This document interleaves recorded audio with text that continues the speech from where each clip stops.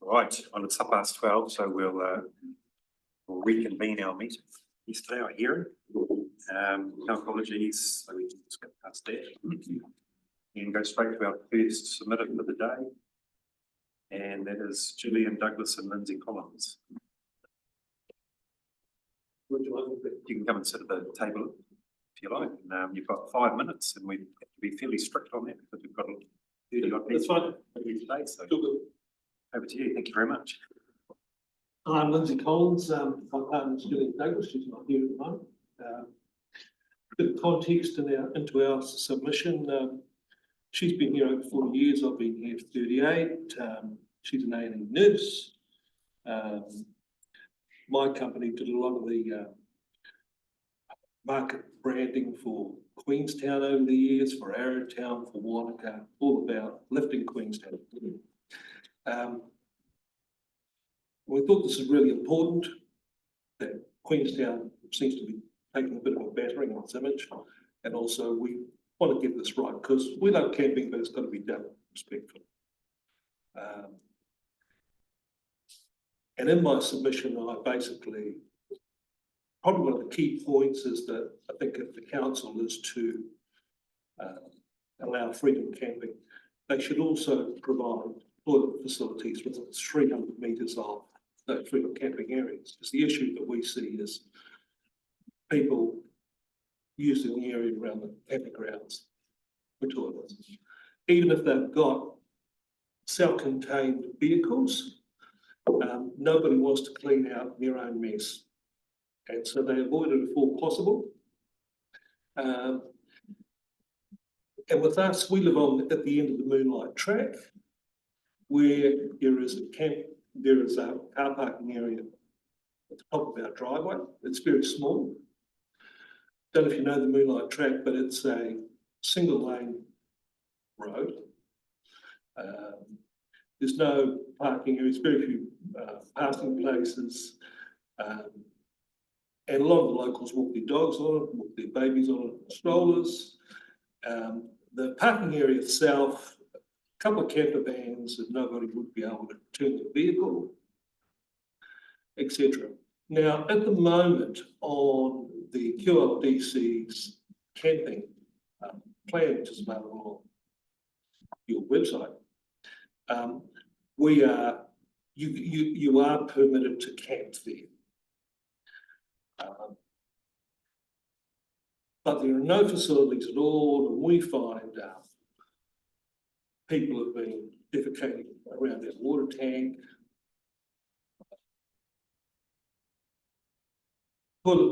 used toilet paper on the ground. The neighbour leads has really been quite often in the car park, and used toilet paper is put into that. We do not believe that they should be allowed to camp up there, even though they've got they're self-contained. People do not use them, and that's really the basis. And as far as getting a camper vans on that road is extremely narrow. It's extremely dangerous. We've seen some very large ones appear up there just because it appears that it's legal for them to do that. You can't camp on, you're not allowed to, according to the council map, camp on the Coronet Peak Road, which is twice as wide and has turn-off areas.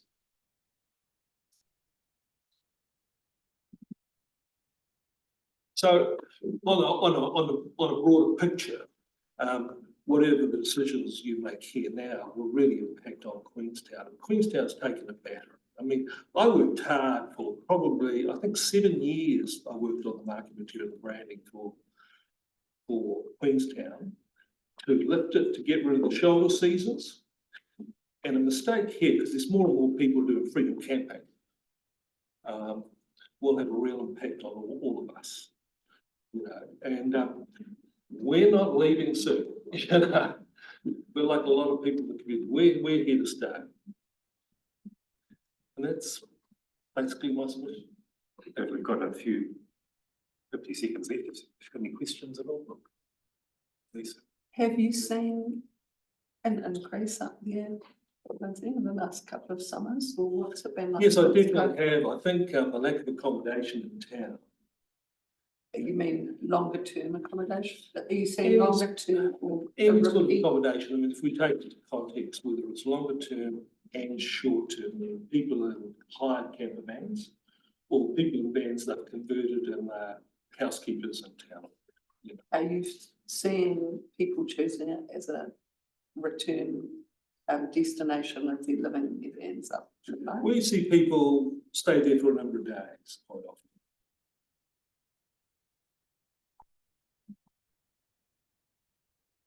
Quickly, you mentioned the water supply and you mentioned in your presentation the water tanks. Where does your water come from? Originally, when the Bylaw track was put in, there were a number of large concrete community tanks put along the road. I think there's 3. And we have one of those, which is shared by the neighbour as well.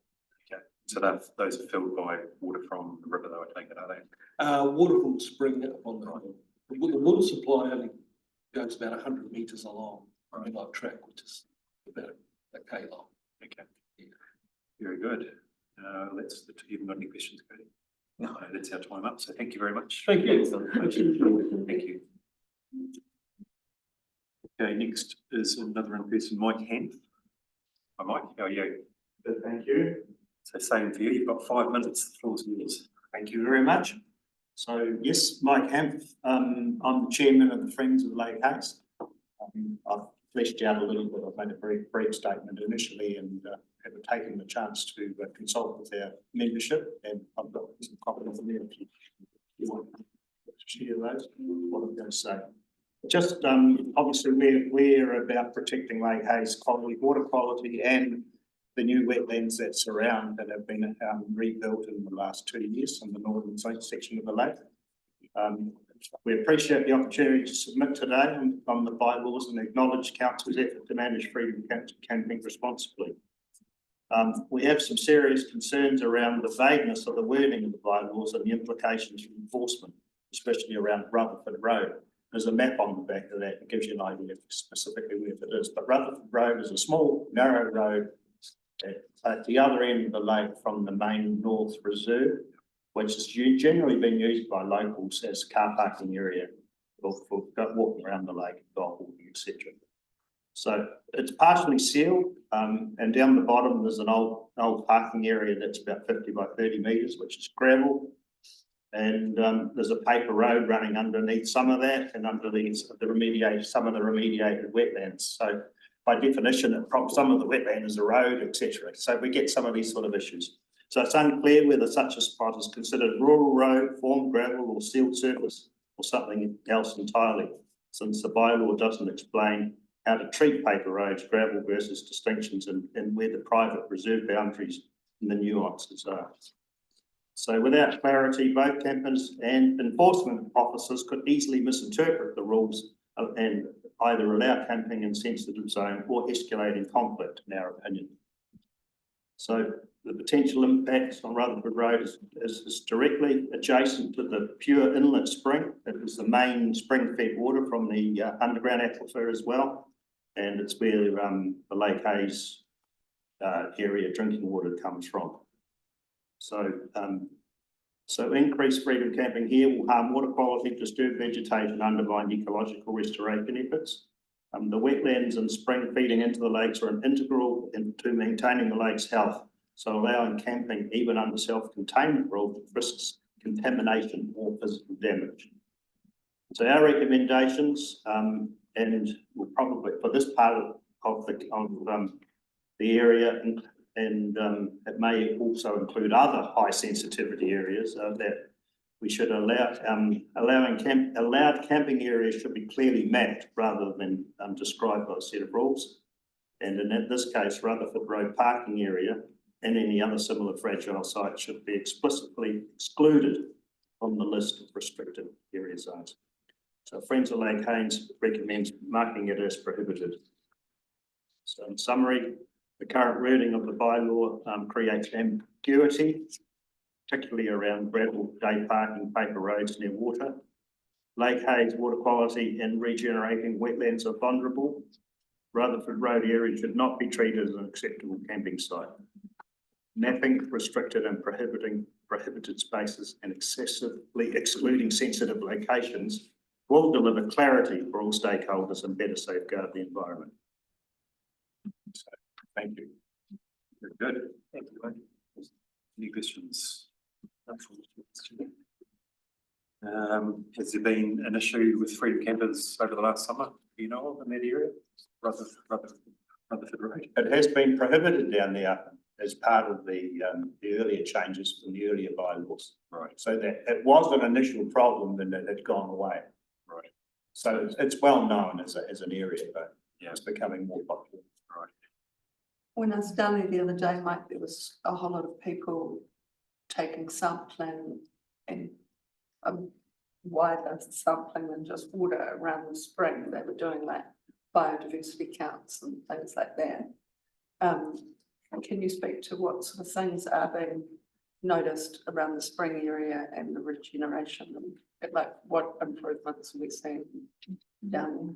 Well, in terms of the water quality, I haven't got results for those samples, obviously, and I'm not sure what you're referring to there, but. Yeah, it looked like a university group or something were in there. There was quite a team. Right. Yeah. Well, clearly the new wetland down there is establishing a whole lot of flora and fauna that wasn't there before. We're already seeing bird life improving. It's a very sensitive wetlandy area. It's not ideal camping anyway, but Is there nesting down there? there was last year, but I haven't done the surveys this year, so. But it is a big part of it. Have grebe up there. The grebe nest on the side of the lake. Yeah. Sorry, Okay. thank you. Over time. Very good. That's our time up. Thanks very much, Mike. Thanks, Mike. Thanks, Mike. And next we've got online Dave Castady. Dave. Is the online. Yes, Very good. can you hear me? We can hear you and you've got 5 minutes to speak in. Okay, terrific. Hey, welcome everyone. My name is Dave Castady. I'm a teacher at Mount Aspiring College in Wanaka. And as you can see from behind me, I've just stepped out of the class to do this quick submission to support my online submission. I've just got a question for the panel there. Can you just have a show of hands? I'd like to know who assembled has been to the Camp Hill Bridge site. That's not universal, is it?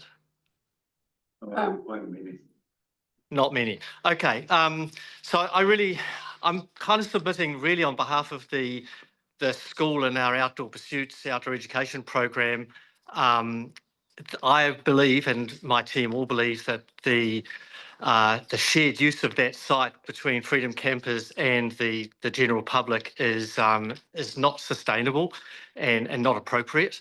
So just as an example, when we talk about access during the summer months, February through to April, my school, we're taking at least 20 to 24 students there pretty much every day using that campsite. We've got trailers of kayaks, which you can see behind me, vans that we're needing to turn around. We have fleets of canoes. Some of these things are quite long. And I think the risk of congestion in that car park is quite high. I also am involved with the kayak club and events that happen at the Whitewater Park adjacent to the Camp Hill Bridge site. And I know that can't be included in the submission, but what I am concerned about is on the high use days when there's a release on the river, that the car park will be overfull with campers and the general public trying to use that site, which can include kayakers, rafters, pack rafters, bikers accessing the Hawea River Trail. And I'm concerned that there'll be a spillover of campers and particularly displaced members of the public to park on the Camp Hill Bridge Road. And that creates a significant traffic hazard. I'm already aware that the turn into the car park area is quite hazardous. It's on a just below a rollover from the Hawea Flats side of the river. And I've already been witness and involved in an accident at that site myself through people speeding down there. So I think there's a real concern and danger there. I'm also concerned that the Freedom campers, if they're permitted to use that site, will all park down at the western end, down closer to the river, which is the thoroughfare to get to and from the river. It's a very narrow pathway, and we try and take our canoes and kayaks and rafts through that gap. It would probably be quite congested, and if we're forced to go out the other exit and walk down the road, that exposes my students to increased risk there. In my submission, I also considered the appropriateness of the site with the lack of toilet facilities, and already at the site, because it's used frequently by members of the public, there are inevitably people that feel caught short and go off and try and use the bushes around the site and down by the river. And now I'm sure that's only going to be worse when there are more freedom campers at that site. I don't think it's appropriate, and I really hate at that site, and I've also seen it witnessed at the other end of the river at the Albertown campground with campers not wanting to walk up to the provided facilities in the centre of the camp, and I've actually seen people defecating on the river shore close to the slalom site that we use down there. So my concern is to be the same effect would happen at Campbell Bridge. My team is also involved. We take our students out to that site and we take a sort of a custodial care of that environment. There's a lot of revegetation and planting that's happened on the western boundary close to the river. We've tried to beautify it by doing some plantings, and the students go out there and do community service, volunteer work to do the replanting and go back and frequently care for that. My worry in respect of having campers there on a more frequent basis and permitted is that they try and enhance those areas in a negative way, as in they try and clear off sites where they can put their tables up and flatten them off, do some of what they think is enhancement, making little paths, finding somewhere that they can sit that's not on the gravel of the car park. And there are very few places there that enable them to do that.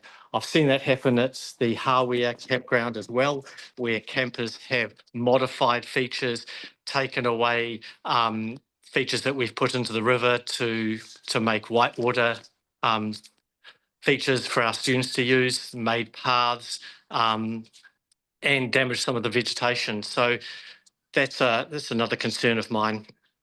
John, So is if you could just wrap up. Okay. I think I've pretty much covered the things that are important to me. And I guess in summary, I want to make sure that you understand that I don't think, and we as a school don't think that sharing that site with freedom campers is appropriate because of the high conflict with locals who use that site frequently. We think it should be permitted freedom camping at sites like the Red Bridge and the Wanaka Recreation Centre. Thank you. Very good. Thank you very much. Thanks, Dave. Appreciate you committing too. Okay, bye now. Thank you. Next, we've got Nick Fifield, who's booked in for 2 slots, but that's him here. And we've got a little bit of time for the next one. Does Nicolette Spice here? No. Or Charlie Benetto? No. Annalisa White? Yes. Oh, are you prepared to go a bit earlier than your? Yeah. Great. Okay. You can come up now if you like. And thanks for everyone. You've still only got 5 minutes, not 25, apparently. Hi, my name is Annalisa White. I'm speaking on behalf of the Gibson Community Association. There's 2 of us here from the GCA today, so I'm going to talk a bit of an overview, and then Sophie's going to talk about a few of the different rows. So we feel that, hopefully you have read our submission, and now my front of the paper in. Thank you for the opportunity to talk. We feel we're not against the freedom camping. We just have spent a bit of time going around the roads in Gibson and looking at the shape and the size of them and how they meet the conditions and the security around the bylaw. We are a bit concerned. We went to the drop-in session at the council and we were told that not all these roads had been visited before the bylaw was prepared. So, yes, we're just going to take each road as it comes, really. Gippsland roads, if you're familiar, don't have much of a hard shoulder. A lot of them are gravel, some of them have bits of tar seal. They just don't have an awful lot of space around them that isn't private property. How does a freedom camper know what form of gravel it is a big question that we have. That, you know, you get to the end of a gravel road and it could be grass, it could be private property, it could be an entranceway. We have found little pockets of areas that could possibly be available for freedom camping on the roads, but we're just really worried that the whole yellow of each of those roads is going to indicate to people that the whole road could be available and not actually sticking to the bylaws. So just like if we start with chard, I hope most of you are familiar with chard. It's mainly a health and safety issue for the people visiting. It's narrow, there's no turning spots, there's slippage. Rob Hay is very sort of in his submission has talked about that there is shooting. So we just feel that really that is just not a road that is suitable. It's got, you know, the picture of the car hanging off the parachute.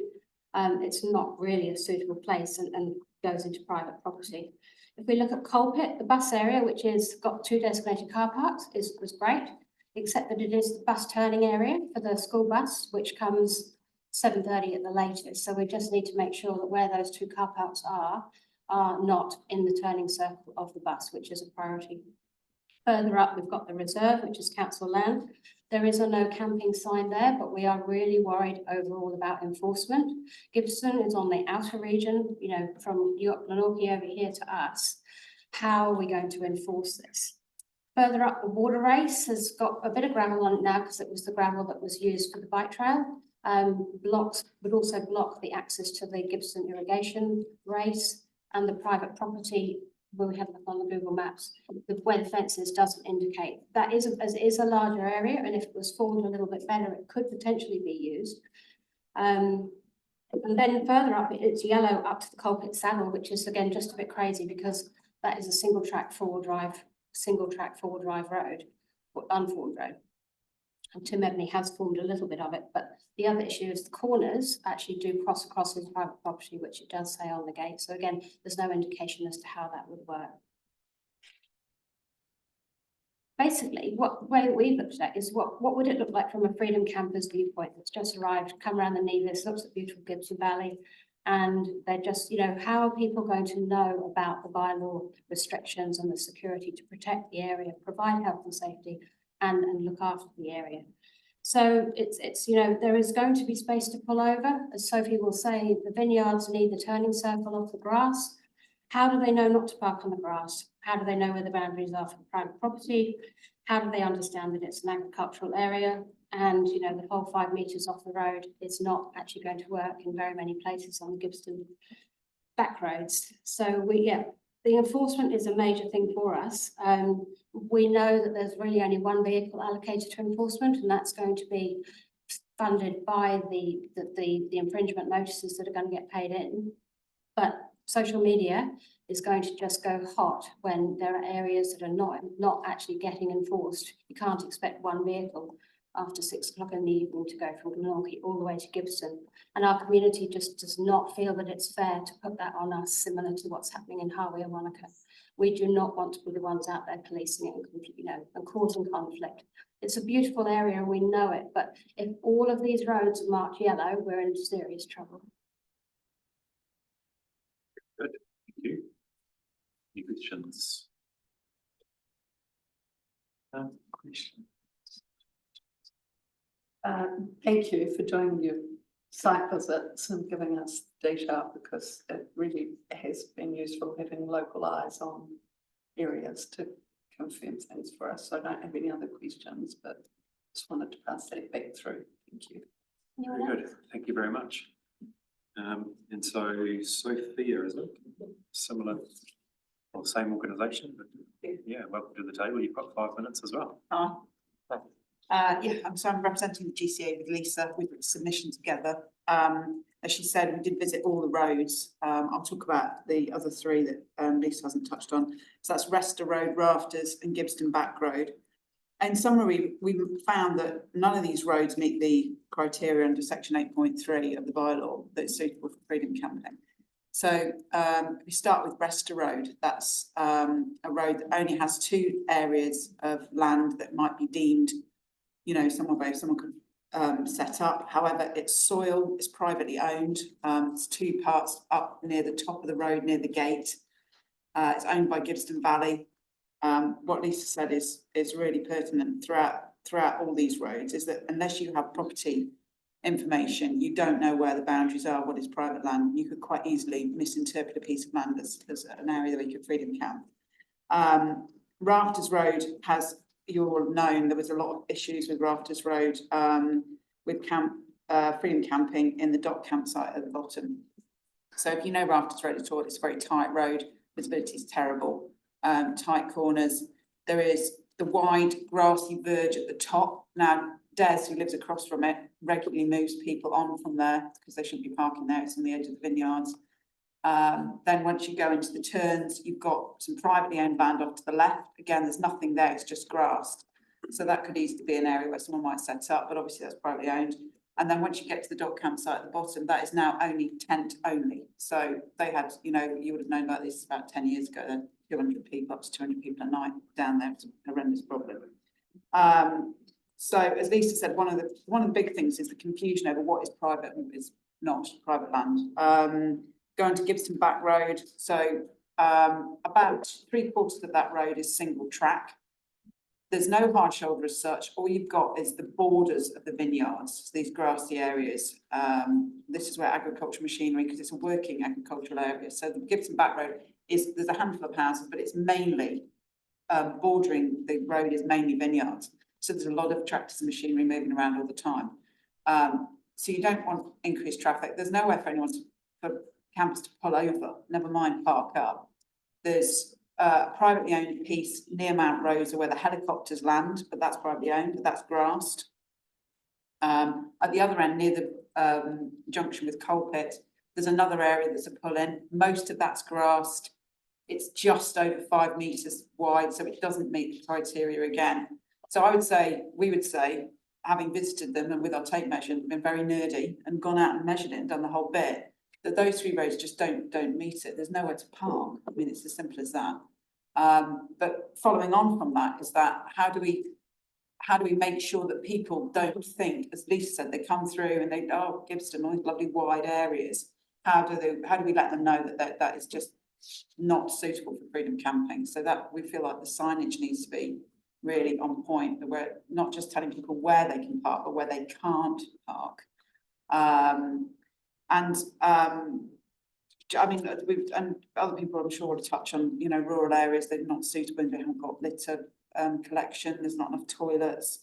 Fire risk is a real, everyone in Gibson's pretty paranoid about fire, you know, fire goes through the valley, that's all the wineries out of business. An already sort of beleaguered industry that doesn't really need the excuse to pack up and subdivide. Yeah, for us, I think we found the roads are not suitable. Certainly those 3 that I've mentioned. Chards, it's certainly not. Coal Pit, there's that area that Lisa's spoken about, but is it formed gravel? We can't really decide. But for us, it would be to make sure that people understand that they not only should these roads not be highlighted yellow, but that people just should be gotten across to people that they just can't, you know, it's just not suitable for freedom camping. So that's all I have to say. Thank you. Very good. 40 seconds if there's any questions. Just sort of making another statement, I feel like your views are well canvassed throughout the submissions, and I think are consistent with a lot of rural communities. So it's definitely something that we'll get some more clarity on and champion when it comes to deliberations. So 100% here. Fantastic. All right. Thank you very much. Very good. Thanks so much. Right, now we're still obviously ahead of schedule. There's Tony Ward Holmes here.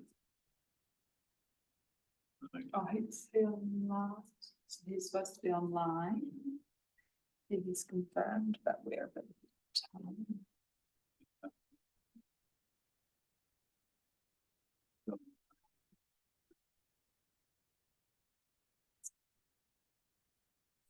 Craig, can you hear us online there? Yeah. Are Hello. you happy to go a little bit earlier than your time slot?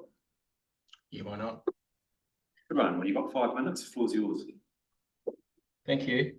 My name's Craig Barr and I'm a planning consultant, but I've been asked to make a submission on behalf of the Watsons, who are farmers at Cane Road, and their submission was in relation to the fact that the one of the permitted camping, freedom camping roads was located on their driveway, which is shared by another property. Now, I just want to check before I need to talk about that if the reporting officers provided you an update on that, and they've made a recommendation to their report. Oh, we haven't had the opportunity yet, but there is deliberation session tomorrow, so. So it sounds like they will be coming to us tomorrow. Okay. Okay. All right, then I'll just quickly. My submission was unfortunately missed off the officer's report, but the officers since confirmed, this is, sorry, I'm talking about Mr. Place. Mr. Place has confirmed that the road, the driveway in question is in fact, he agrees that it's a driveway and it need not be identified in the freedom camping bylaw as a restricted road that would permit freedom camping. Just to bring you up to speed, in the notified bylaw, like I said before, the driveway that is used by 668 Cane Road, which is about a 215 hectare sheep farm, and 668A Cane Road, which is an 8 hectare lifestyle property, this driveway was identified as a road called Lagoon Valley Road. That's not actually the road. The Lagoon Valley Road is an unformed legal road which is located a few hundred metres to the north and has never been formed. So the submission was just alerting the council to the fact that that driveway was incorrectly identified as road. And if it's not a road, then we consider that the bylaw doesn't apply. And as I just said before, Mr. Place has indicated that he agrees. So they'll be looking to update his recommendations or to update the mapping in the bylaw to reflect that. So that's essentially the gist of the submission. Very good. Well, yeah, it sounds like that information will be explained to us tomorrow, so that's good. But thank you for clarifying that as well. That's good. Any other questions from Anna? No, thank you. I've just had a look on the map. Thank you though, Craig. Yeah. Share highlight. No, that's good. Thanks for being ready to go early too. That's great. Much appreciated. All right, great. There's some images set out in the submission. There's some sort of diagrams and images showing the unformed legal road and the right of way that was identified as the road. So that should make it pretty clear as well. We've got those on the submission, so thank you. Very good. Okay, thanks a lot. Okay. Thank you. Yes. Yeah, he is. Yep. Let's go back. We still don't have Nick Fifield, Nicolette Spice, Charlie Benito. It's just going to text Nick. Okay. They're both Nick and Nicolette are from the Arrowtown Village Association. I'll just check with them. Very good, thank you. But Phil, I see you're there nice and early. Are you prepared to go a bit earlier than your time slot? You're on mute. If you want to unmute, and you've got 5 minutes. Sorry about that. Very good. We can hear you now. So you're 5 minutes. Away you go. Yeah. Well, my submission is based on rural roads, really, and specifically Arrow Junction Road, Morven Ferry Road. Also, well, another road that I interface a lot with is Reese Valley Road up in Glenorchy. We've got a place up there as well. So, I mean, they're not only specifically for that, but they're based around the impact it'll have on our lives in terms of any restricted access as the bylaw has classified rural roads at the moment rather than the prohibited, which is what I'm expecting they should be. My expectation for the prohibited aspects is based on the on numbers basically, which is on a 20-metre wide legal road corridor. That is generally what a rural road is built upon, and it's generally down the middle of that 20-metre corridor. Most carriageways on rural carriageways are between, well, our one here at Arrow Junction is about 6.5 metres. Generally on rural carriageways are up to probably 8 metres wide. And then you generally have like a swale 1.5 metres to 2 metres wide on either side. So when you put the proposed restrictions of a 5-metre offset, this is all obviously on a gravel hard stand, the 5-metre offset off a carriageway, then you have a 2-metre wide sort of camper van sitting there, then you've designated a 2-metre wide sort of workspace or buffer zone, and from that as well. I mean, basically the numbers will never fit on any rural road, given that a rural road corridor is 20 metres legally wide. So if you've got 5 metres offset, 2-metre camper van and a 2-metre workspace, you've got 9 metres there. And then at least you've got a carriageway of 8 metres and 2 swales of, let's say, 1.5 to 2 metres, so you're 11 to 12 metres wide there. You're never going to be able to fit that 9-metre wide offset in. So my submission basically is to say that all rural roads that are at that 20-metre wide legal boundary corridor will never fit the restricted requirements and should be therefore prohibited. I generally agree with the setbacks that had been specified there, and in my original submission I actually did say I supported the I guess the general sort of classifications of the hearings for the for the redesignation after the initial freedom camping was reneged upon after the court case. So yeah, anyway, that's the basis of my submission, is based on those numbers. As I say, also that needs to be on a gravel hard stand, so not grass. So therefore, I mean, it's pretty impossible anywhere down any rural road to achieve those requirements. My submission will probably be that it should be prohibited, and if there are any areas out there that are designated to be within those numbers and make it work, well, they can then be noted on the plan, or on the map, sorry, on the local drawings, to say that people can park there, rather than the opposite, which is at the moment allowing everyone to park there unless they don't meet those requirements. The other aspects, what I was picked up on, was Tonkin and Taylor's report, which also said that any roads over 70 kilometres per hour should be designated not camper van or camping areas, from a safety aspect, which I completely agree with. Both Arrow Junction and Morven Ferry roads around me here are at 80 kilometres an hour, and Reese Valley, the other road that I was concerned about, is actually an open road, 100 kilometres per hour.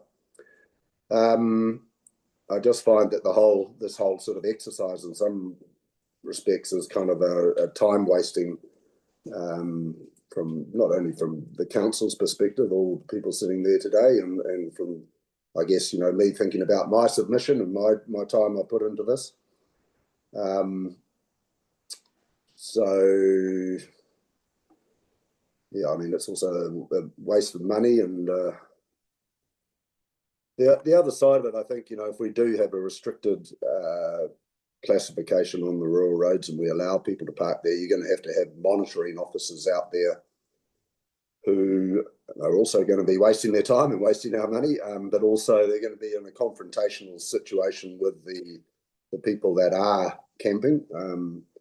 I live, as I say, on the corner of, well, I haven't actually said, but I live on the corner of Morven Ferry and Arrow Junctions, and the reserve of Morven Ferry across the road from us has a car park available for the trail users with a toilet there. Numerous times it's had people that are parking and camping there overnight. They sneak in at about dusk and stay there most nights there's at least 1 or 2 people in there, and it's very hard to monitor. We've asked people, to move along sometimes, but it shouldn't be up to us to enforce that. And I just think that if people are given the opportunity to park in a restricted zone on rural roads, the monitoring and the confrontational aspect of that is just, it's something that nobody really needs, I guess. You to wrap up now, Phil, if you like. What's that? Get you to wrap up now, if you like. Okay, yep. And yeah, that's basically my only other aspect was to do with the Glenorchy car parks.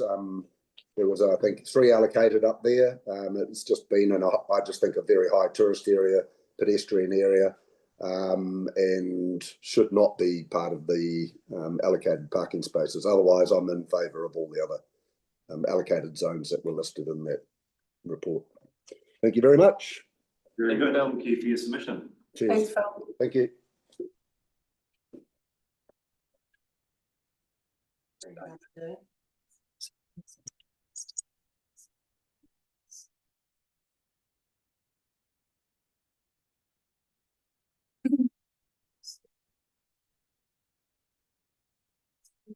No, Do you get anything back from Nick? no response. No, or Nicolette?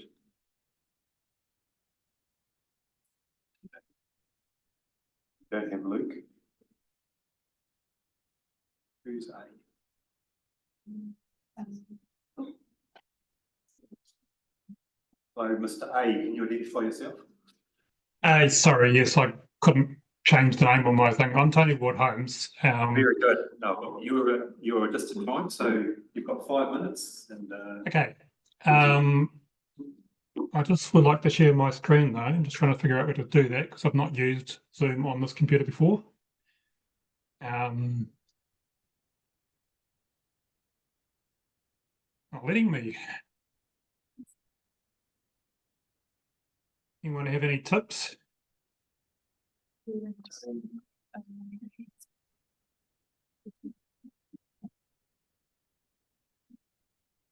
Can I share my screen on Zoom? Does anyone know?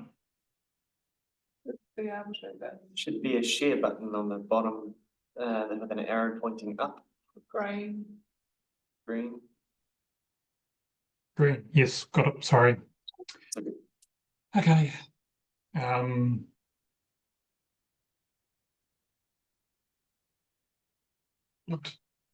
Sorry, this is going to be hard for you to see, but first I want to talk about the numbers.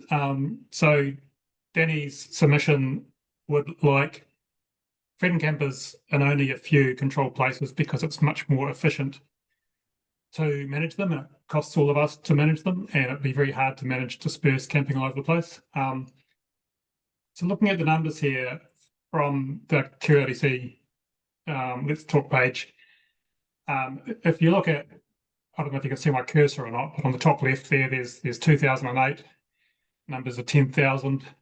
Then 2018 it grows to 123,000. If you work backwards, that's a rate of 28.5%. If you had a pause for COVID, that's 5 years. In 2032 we'd have over 1 million. This is in New Zealand. In 2041 you'd have 10 million. These are really big numbers. I don't entirely believe them. These are using Campermate numbers, and there could be Campermate's usage will be going up and down relative to other apps like Wikicamper. But there is some support here. I found a quote in the Wanaka app saying that queries from the community regarding freedom camping had around doubled since the previous summer, so that's 100% increase. And no matter how many freedom camping sites you provide, you will not be able to cope with that, provide for that. In fact, it's kind of the opposite effect. Like, I assume 10 million freedom campers in the country is not going to happen until 2041. But if there are enough flights to New Zealand, if there are enough camper vans that could be rented, and if councils like QLDC provided enough places, then it would happen. So the problem here is, and people would be, residents would be really upset about that. So I realise that council needs to provide for freedom camping, but you'll also be aware that most of your residents ratepayers aren't that happy to provide much. So you got to strike a balance. And what Danny is saying is that providing freedom camping in lots of different rural areas makes it kind of out of sight, out of mind in the towns, but it's not out of sight, out of mind for everyone out there on the rural road. She lives in Hawea Flat. They had someone camping outside a couple of nights ago. A month or two ago, someone else left feces behind. With these numbers in front of us, that's going to increase 10 or 100 times eventually, obviously. One of the other quotes on this slide is a quote by a QLDC staff saying, "We don't have the funding or resources to manage or control who stays at Redbridge, let alone all the other potential places around the council area." Moving on. This is Campermate. This shows that you can search for all free campering in Otago very easily.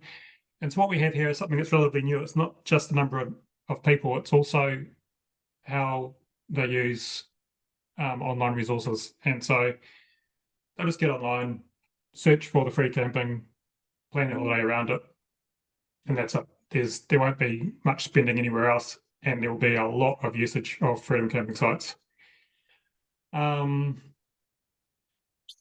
Redbridge, this is Redbridge, this is up the road from where Danny lives. Her and family used to use this place a lot for disc frisbee. There's a course there, disc golf swimming. They don't anymore because there's just too many turds and things.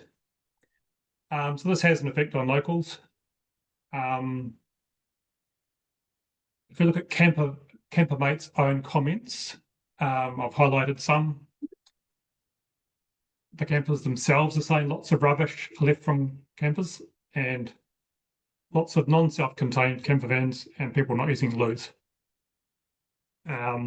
This is why Danny and family do not use this place anymore for disc golf. I'd also like to highlight a couple of other things here. This person says the site was about 75% full.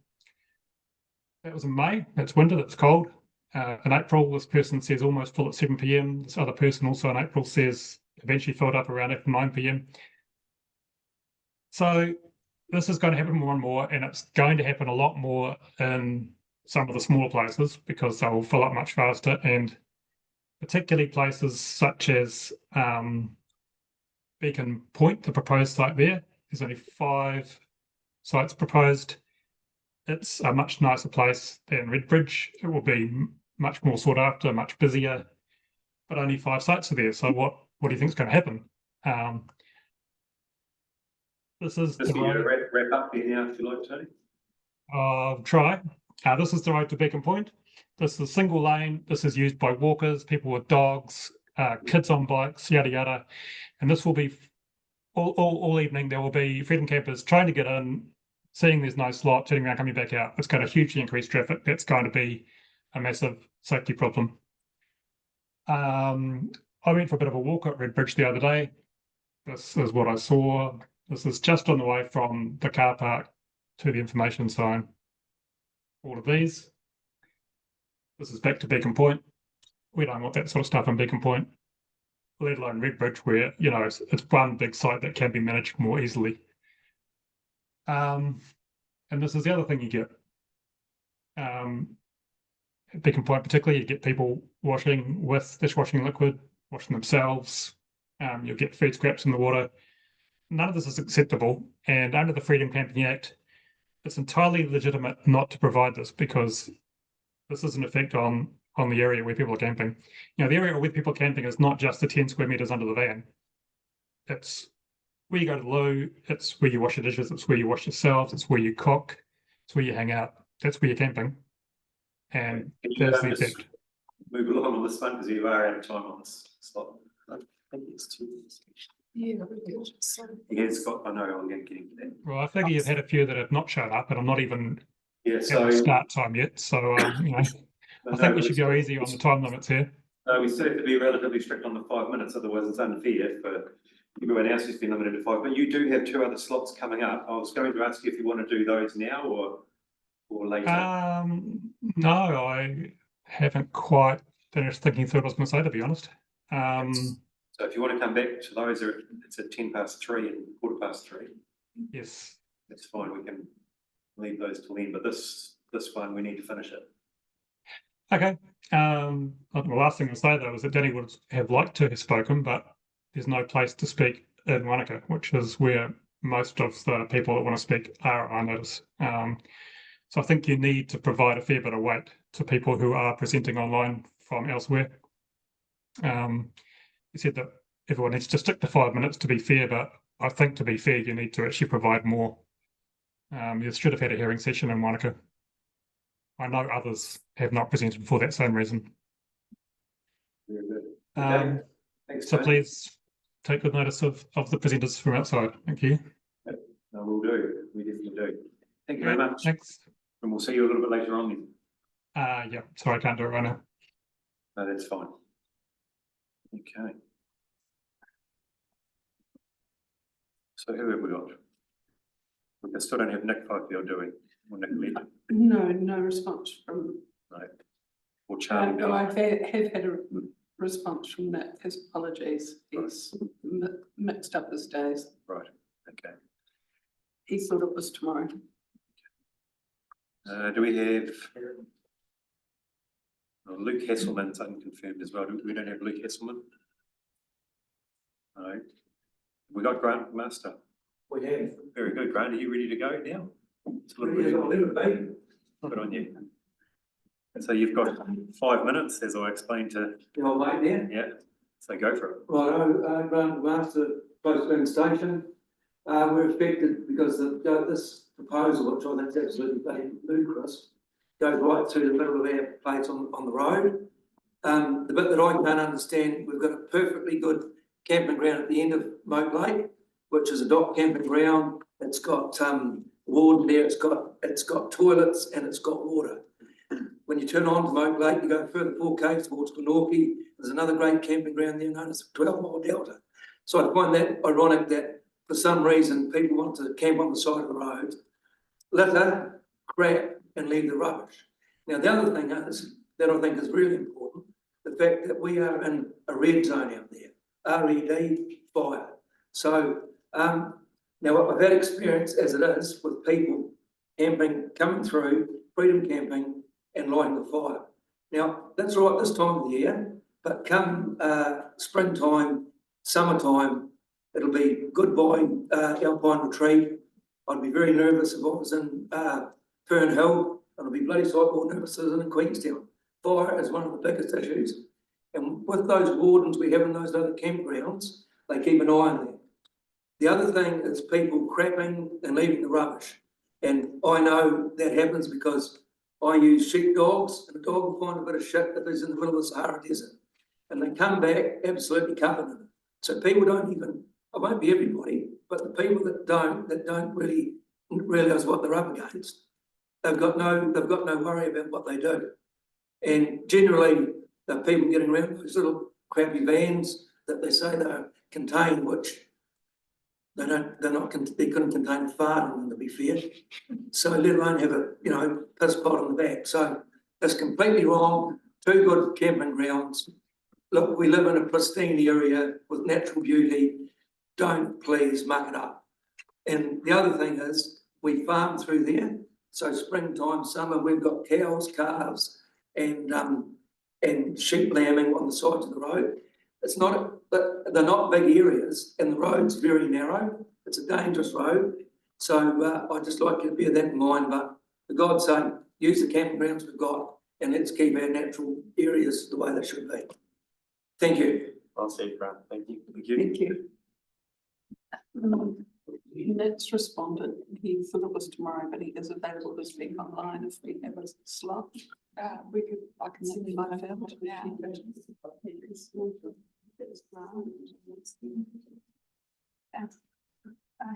Yes, they are. So Dawn and Heather, you've been waiting patiently for a long time, including yesterday afternoon.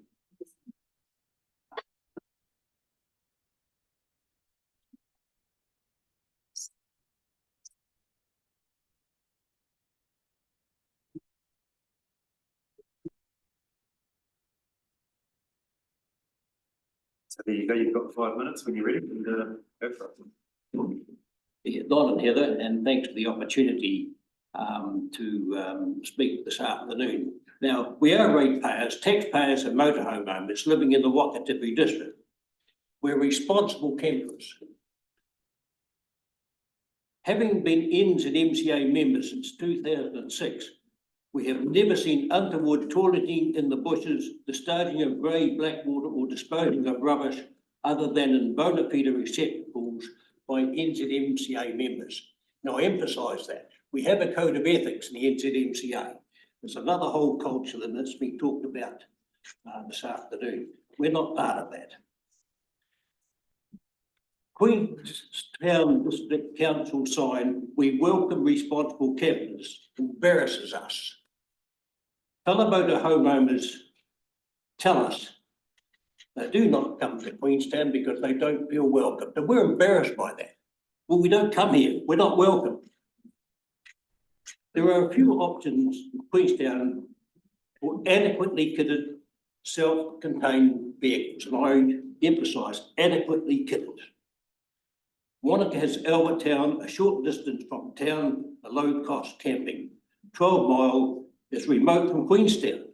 It's a long way away.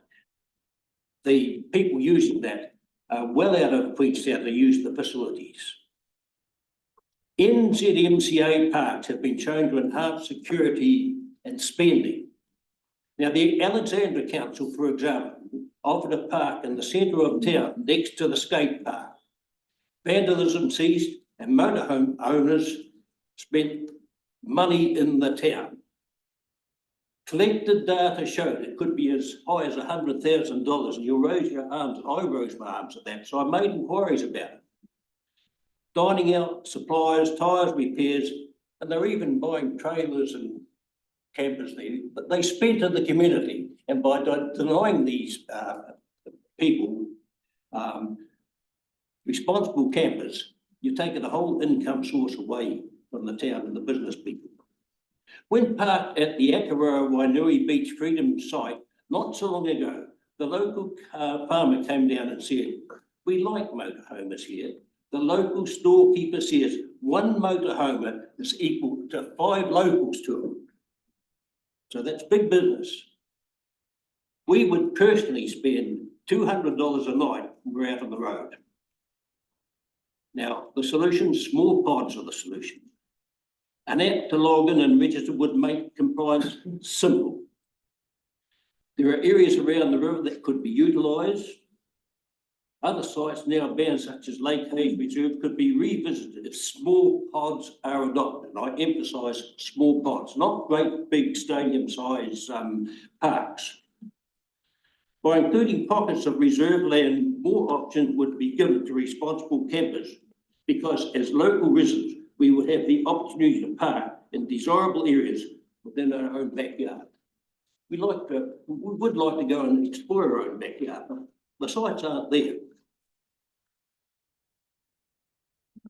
Widgeon Park Reserve is 30 acres down by the river. A pod of self-contained responsible campers, I do emphasise responsible campers, could be included in the planning development of this. As a final comment, we'd like to draw your attention to the NZMCA site in Tiana. It is in a residential area. There isn't conflict between motor caravanners and adjoining residents. It has been well screened by the NZMCA and operates as a symbiotic entity. Very good, thank you. Questions from the panel?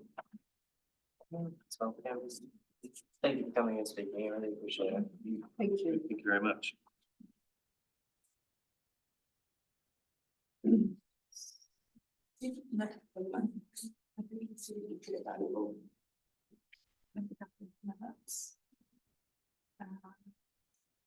Nick will be able to be sent online. I think you've sent a link through, and he was speaking for 2 slots, one for him and one for Jill, but let's mind. Have we got anyone else? Are you waiting to speak?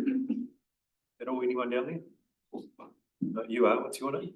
Yeah, Tony Strain. It's right. Oh, yeah, you're next on the list anyway. So, 2 o'clock. Yeah, you are 2 o'clock. Are you prepared to go a little bit earlier? There we go. Like now? Very much appreciated. Thank you.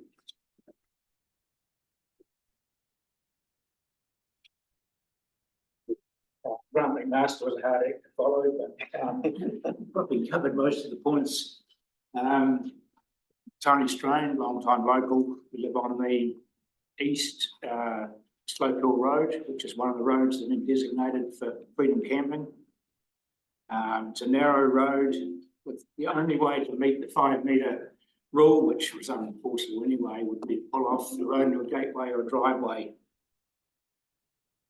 We've experienced rubbish, pollution, loss of privacy, and even a fire when a camp cooker fell over. In general, I can't believe that this report, if I read it right, they didn't even do a site visit to the roads, they were too busy. And when I look at the roads that have been nominated for freedom camping, with the, yeah, if you're talking about a 5 metre setback, but probably a lot of them are impractical anyway. I think it's going to lead to more antagonism of the tourists. Pre-COVID was bad up our end. Lake Hayes was swamped. And I can't see this helping in any way. It also encourages lateral movement. You know, if somebody's camped for 2 days, I come from a farming background, they spread inland. And they, especially in areas like the Nicholas Road, Macetown Road, these roads that aren't fenced, they become, the effect on the ground becomes wider.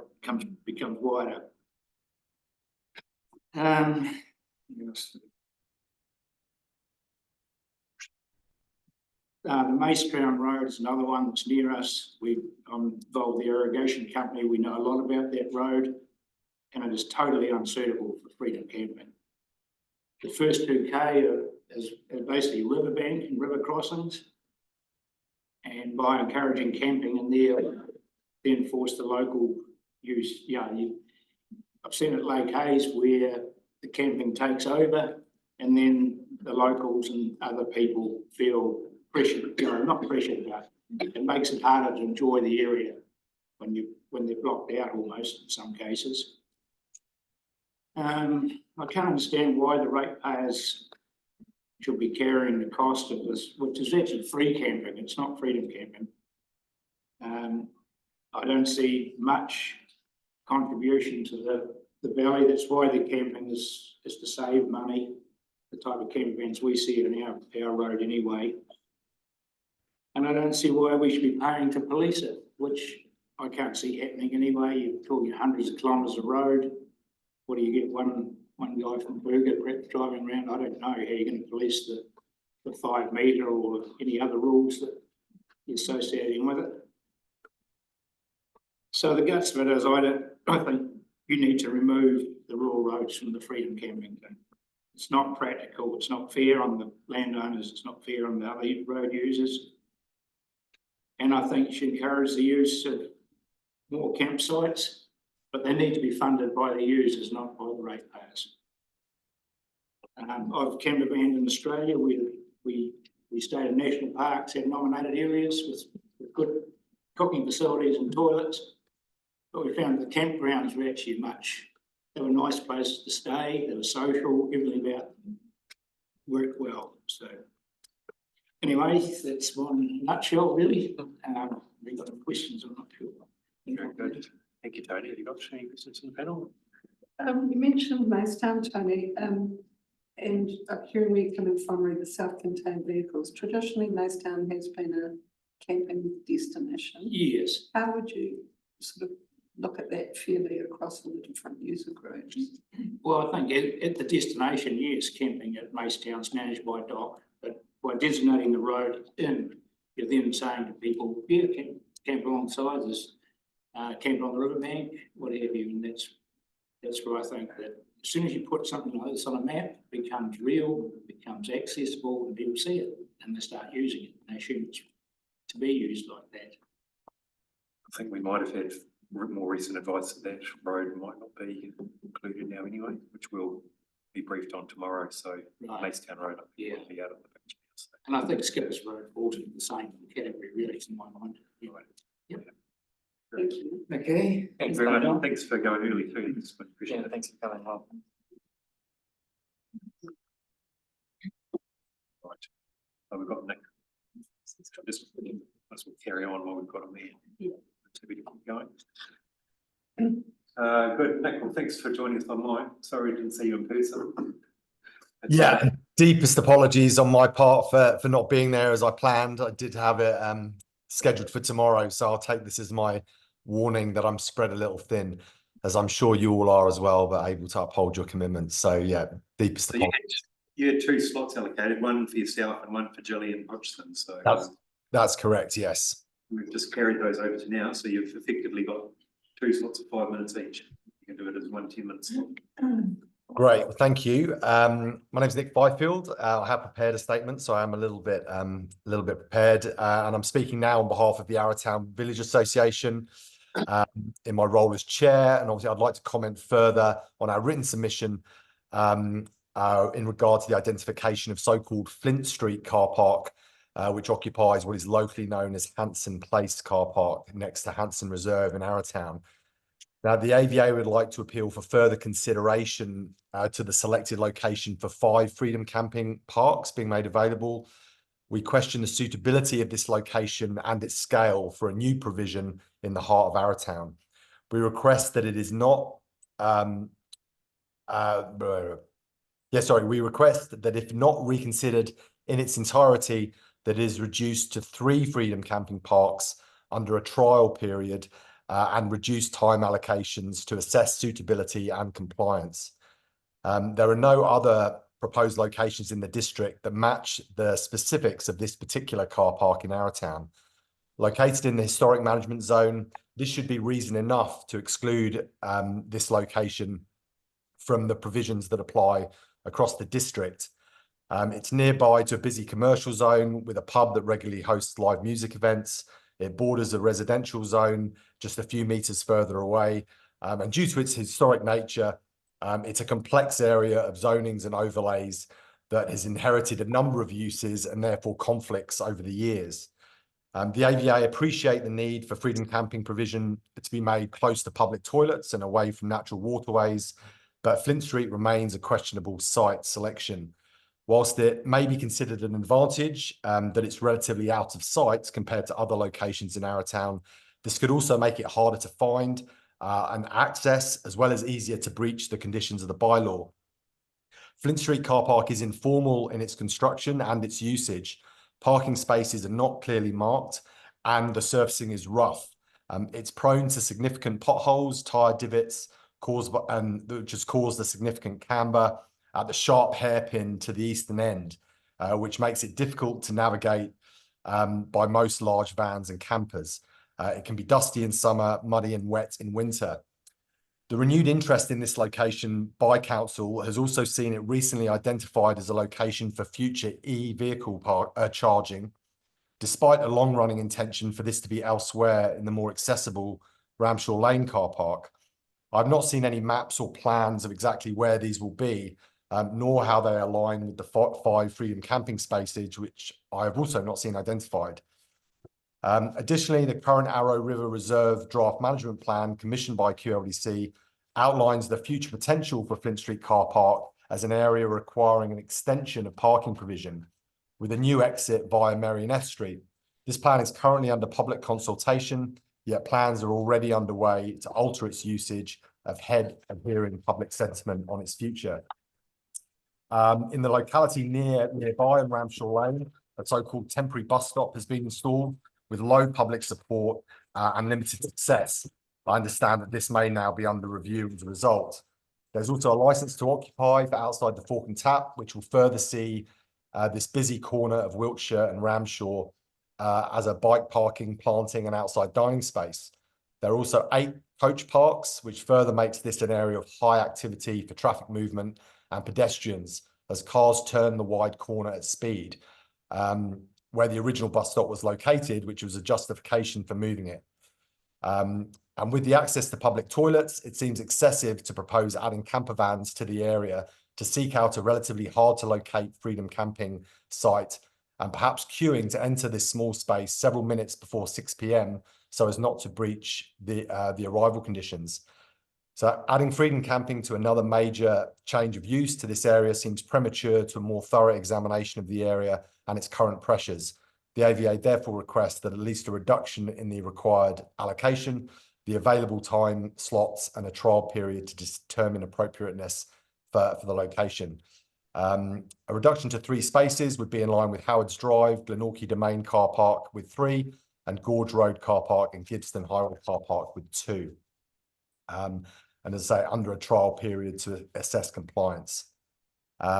Reducing the time from 6 p.m. to 8 a.m. to 7 p.m. to 7 a.m. Arrowtown is still a very busy commercial centre in the evenings, particularly in the summer, and activity also starts early. I think a lack of consistency in the times across the freedom camping in the district will also likely cause confusion across the district. Arrowtown does have a well-run, convenient campground less than a kilometre away for those planning to stay overnight in town, which is obviously closer than the closest campground versus any other campground. Freedom camping park that's been identified. Your 35 minutes. I'm sure. Yeah. So that's pretty much it. Yeah. No. Darren needs 5 minutes slot straight away. So I'll just cruise into Jill Hodgson's. Yes. Yes. So thank you for listening to my concerns with regard to freedom camping bylaw. My focus is with regard to the proposal around the use of rural roads for freedom camping. In allowing all rural roads to be open to freedom camping, I believe is not the way forward. Yes, you have some restrictions in place with regard to time and length of stay limits, the distance from road, etc. However, I think the costs to our image, to special areas within the district, assess those areas, access to these areas by all. The health and safety of people visiting and to the council in education enforcement outweighs the benefits to those holiday makers who wish to freedom camp along our rural roads. I would like the bylaw to better identify those designated spots which are suitable for freedom camping along rural roads. I note that within urban areas who have designated specific areas for freedom camping. In treating the rural roads the same, it would make it easier for freedom campers to adhere to the bylaw and for you to educate and enforce such a law. While I am not familiar with all rural roads in the QLD estate, I am sure that the examples I am mentioning below are mirrored elsewhere in the district. There are rural roads which are known by locals as totally inappropriate to be included due to the amount of properties along the road, e.g. Rutherford Road. It has 23 properties and is only 600 metres long. It is an important access way to Lake Hayes. It's an important access way to Lake Hayes. By allowing campers to camp on this type of road creates a health and safety issue for vehicle movements, as well as the accessibility of locals wishing to access Lake Hayes track on the lake. There is the remoteness issue with some of the roads, for example, the Skipper's Canyon Road. I understand that rental vehicles are discouraged from using this road. However, many locals have seen rental vehicles along it. Camping anywhere near this road is again a health and safety issue. There is a suitability issue for the Macetown Road, which with its river crossings, close proximity to a major waterway, being a high recreational use area, deems it inappropriate to be included. There are roads that are significantly important to the community as recreational areas. Skippers Road and Macetown Road also fall under this umbrella. But my specific example is that of Whitechapel Road, with its bike trail and extensive reforesting project of the old tailings along the Arrow River. The area is used daily by locals and tourists as a recreational place. In the summer, it is not uncommon for cyclists, walkers, runners, and horse riders to be enjoying the area well into the evening. Freedom camping runs on a high trust model of campers adhering to the take photographs and memories but leave only footprints, has not been respected by all freedom campers. Unfortunately, we only need 1 or 2% of the almost 8,000 freedom camping nights to disrespect this, and the damage to our reputation and support of the local community will be lost. I understand that you have placed restrictions on where along roads camping may take place, but I don't believe enough thought has been put into the actual implications. Theoretically, you can have single vehicles on almost every rural road in the district, and the cost of monitoring the use of these sites would be astronomical. Our financial cost to the ratepayers, the inconvenience cost to the local community, not to mention the potential environmental and image cost. As the saying goes, build it and they will come, or in this case, provide the space and they will fill it. An example of this is the site along the shores of Lake Wakatipu 8. And that's what I have. Good. Thank you. Any questions from the panel? That's welcome. No, thank you, Matt. No, I just had one question back to your first submission. Not saying this would happen and you don't have to answer it, but if not at the Flint Street car park, is there anywhere else that would be suitable in Arrowtown for free spaces allocated? Yeah, I mean, it depends on the provision that needs to be provided. Obviously, there are public toilets further down towards the Chinese settlement, but this then does place the campsite nearer to Bush Creek and to the waterway. But of course, if the campers are self-contained, then it shouldn't be necessary for them to be near toilets. But then obviously there's a need to do washing and things like that. But if that site was seen as an alternative, then that would obviously have to go to be notified to the nearby businesses, residents, and be consulted in the same way as an appropriate spot. So that's the only other public spot.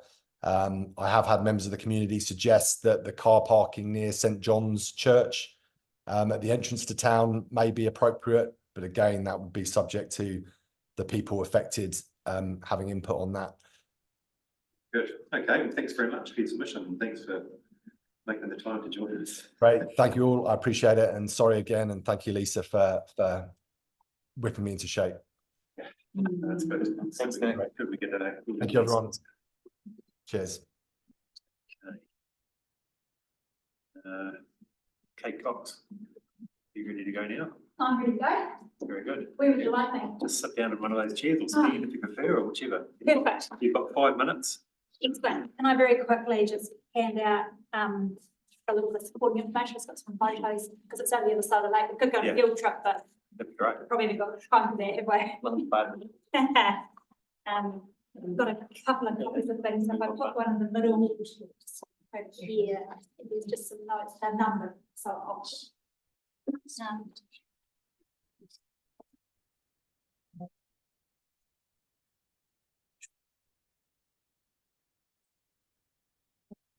I've got more than Oh, okay. so I'm The other ones.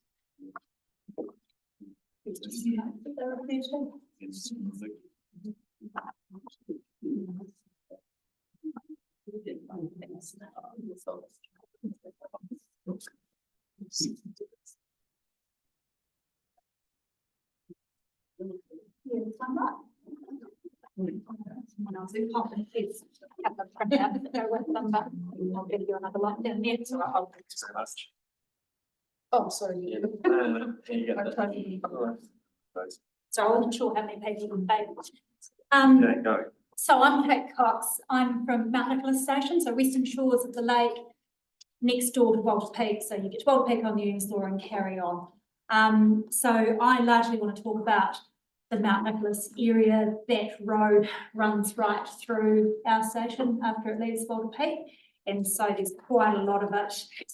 Obviously, all of the road is in it. And so there's quite a lot. So specifically, I think my main concern is around health and safety and the appropriateness of the road. And I also want to talk about just general accessibility and protection of the area as well. Just keep an eye on the time, make sure I don't go over. The photos you'll see there, I think, give a really good example of the nature of the road. It's a high altitude, high country road, subject to an awful lot of change that can occur very rapidly. Photo 1 was taken about 10 days ago. That's actually right on the boundary between QLDC and Southland District Council. That one, but snow can fall any time of the year. It doesn't necessarily stay a long time, but it can fall any time. Frequently, we get really high rainfalls causing washouts and a lot of flooding on the road. So photos 2 and 3 demonstrate that. Photo 4 and 5, same creek, different day. So you can see that there's 2 river crossings still on the road. There's also no cell phone coverage. And so there's no cell phone coverage between the 2 river crossings as well. It's a remote high country road, and it's quite easy for people to get trapped between the 2 river crossings because the rivers do come up very quickly with no comms in between time. You'll see in all these pictures as well, the nature of the road is that it's narrow, it's gravel. I think it's fair to expect that freedom campers in the area, perhaps those particularly arriving from overseas and hiring camper vans, would anticipate that there's been some thought and care gone into what roads are identified for being appropriate for them to camp on. People tend to overestimate their ability to drive, particularly in these types of terrains where you've got a lot of loose gravel, you've got river crossings, and you've got very narrow roads and other road users. So I'm not sure what they'd be letting themselves in for coming in that road, particularly given some of the peculiarities and the climatic and lack of communication. There are very few places where you can pull off the road and not be on quite rough grass on either side.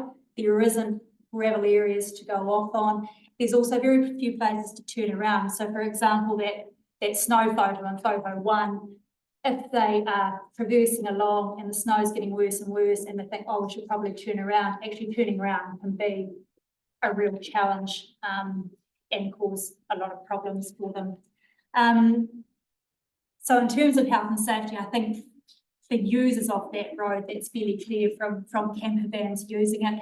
There's also a lot of other road users, namely it's part of the Round the Mountain Cycle Trail. The cyclists that tend to use it, from our observation, are older, a lot of electric bike use, and often they're returning to cycling and haven't necessarily cycled frequently for a lot of the time. They're frequently on the wrong side of the road, they're frequently riding 2 abreast, and it's narrow road. It worries me greatly now, the use of the road, if you add to that traffic with a wide camper van with someone that doesn't know about driving in those sorts of environments. I think we're only going to increase the potential risk to cyclists and their enjoyment and their access of that road as well is quite an issue.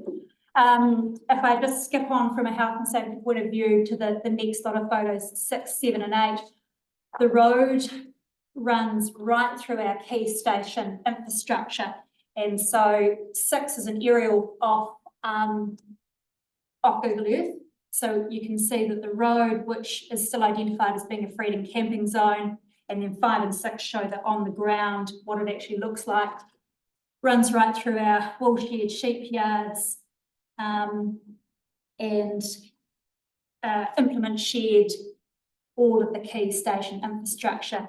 And you might say, why is a station built on that road? Well, all the infrastructure's been there since the late 1800s, early 1900s, put there by the Mackenzie family, and they put the road in. So that's why it's there. They put the road there for their own use, which has now since, of course, become a public road. But hence, like a lot of these old stations, Walter Peak is very similar, that the infrastructure is on a public road. And if you allow camping in that area, it makes me as a farmer, it makes it impossible for me to actually manage my health and safety obligations when you've got freedom camping being allowed in amongst all of our key station infrastructure. I'll finish. Yep. Give me 30 seconds. The other thing obviously is the protection. From our experience, we have a lot of people wanting to camp already, and I let some of them and I don't let others, depending on what they're like and what they seem to know about the area. Fire is a really major problem. Dogs are also a major problem. A lot of them have a dog with them, so risk to livestock, etc. And rubbish, which I'm sure you've heard plenty about that, but we frequently pick up a lot of rubbish off the road, and it gets dumped around the cycle trail shelters. They've got emergency shelters every 10 kilometres now, and there's loos there with it as well. And we have noted, and the cycle trail have noted, that rubbish is getting dumped around their infrastructure, and also camper van loos are being emptied into the cycle trail loos, which is another real issue for obviously the cycle trail funding and maintenance of that as well. And so I know I'm out of time, so I won't carry on, but I think you get the point, and I've put some more points in there. But really, access, health and safety, it just isn't an appropriate road, and it just can't be.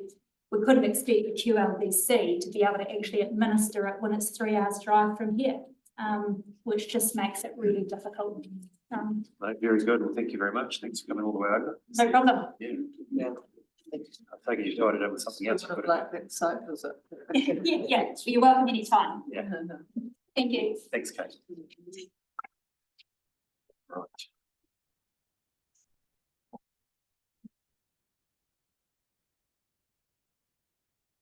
We've got Colleen Carr here.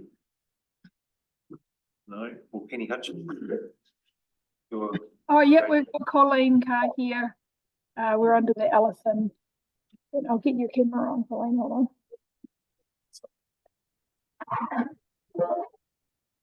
Colleen. Where am I? All right. I can sort of see you. Can you see me? No, we can hear you. You can hear me. So you've got 5 minutes from now. And, Way I go. well, yours, yeah. Okay, my name's Colleen Carr and I live in Lake Hawea and have done so for the last 26 years. We live in a residential property on the foreshore that adjoins the reserve adjacent to Scott's Beach. I've been a freedom camping warden for several years, helping enforce the old laws that were there with the council.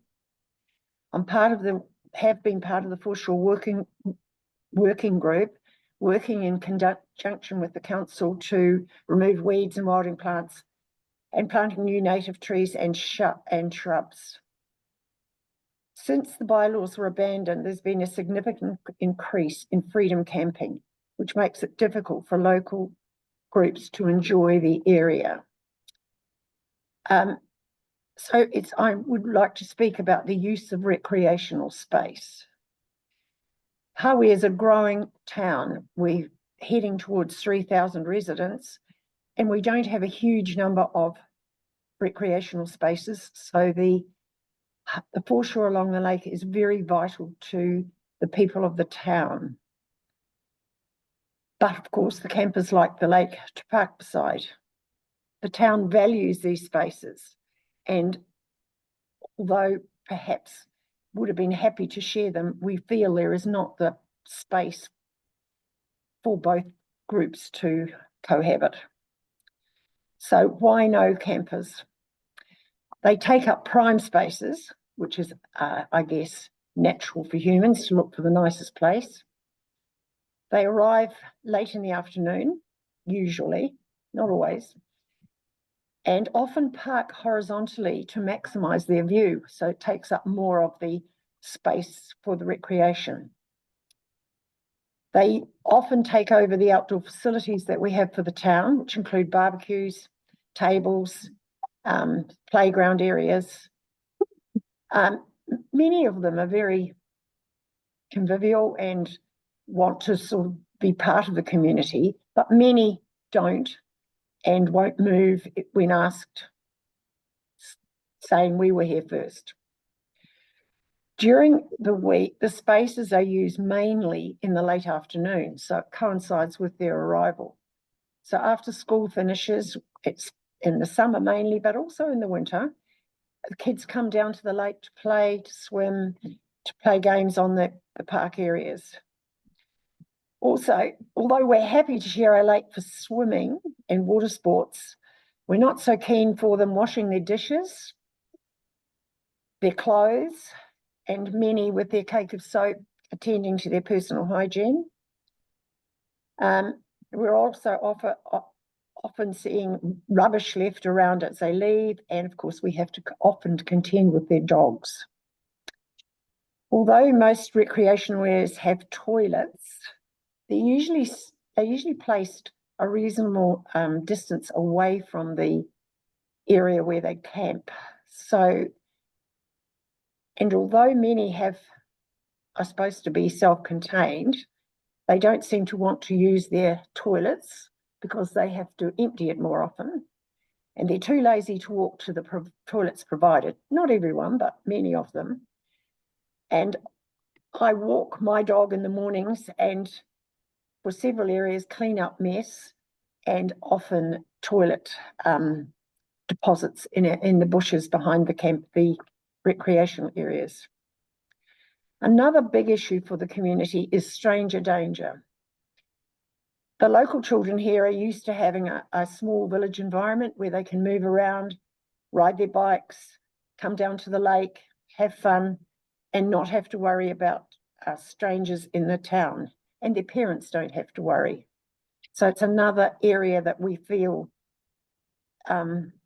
we don't really want them camping in the areas where most of the children congregate. More importantly, we also use these areas for community events. I am on the committee for our local community centre, and I coordinate their outreach program, where we organise events for the over 60s, the families, and migrants, and often use these areas for events for them, and really don't really want to have to share it with strangers. So we want to emphasise the foreshore is a very important part of our lifestyle, and we would like to, I would like to recommend that QLDC enters into an agreement with LINZ to forbid freedom camping along the foreshore reserve, and that we're able to issue infringement notices to stop that happening. One thing we have noticed is that once you get one, suddenly they obviously have a very good system of communication between campers, and suddenly they all line up. At our local community centre, we had an outdoor power source, and suddenly we realised there were always cars there. So they parked there to charge their devices.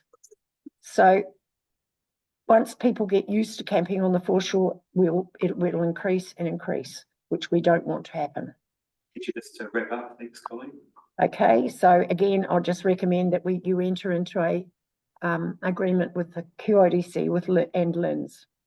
Can I just, my husband Errol was supposed to speak next, but although he wanted to, he really was too sick and won't be able to speak. Okay, thank you. If you wanted to use a bit of his time, you've got that option. No, I think I've said my bit, but Very we good. have three others here. Okay, thank you. Well, the next one, I'm not sure who else you've got there, but next on our list here is Penny Hutchins, who's in the room with us here. So we'll move on to Penny. You've got 5 minutes to when you're ready to go. Thank you for hearing my comments about my submission. I'm the chairperson at Branches Station. I guess our premise is it should be prohibited camping on Skippers Road, Skippers Branches Road, not restricted. Freedom camping should be prohibited altogether, and I think that should be obvious. This is because the requirements of freedom camping bylaws are both not clearly satisfied. There's no level of restriction which could ensure the safety of the area or protect the area. The road's characterised at the best of times by a single lane, sheer drops, limited passing bays, and few turning or reversing points.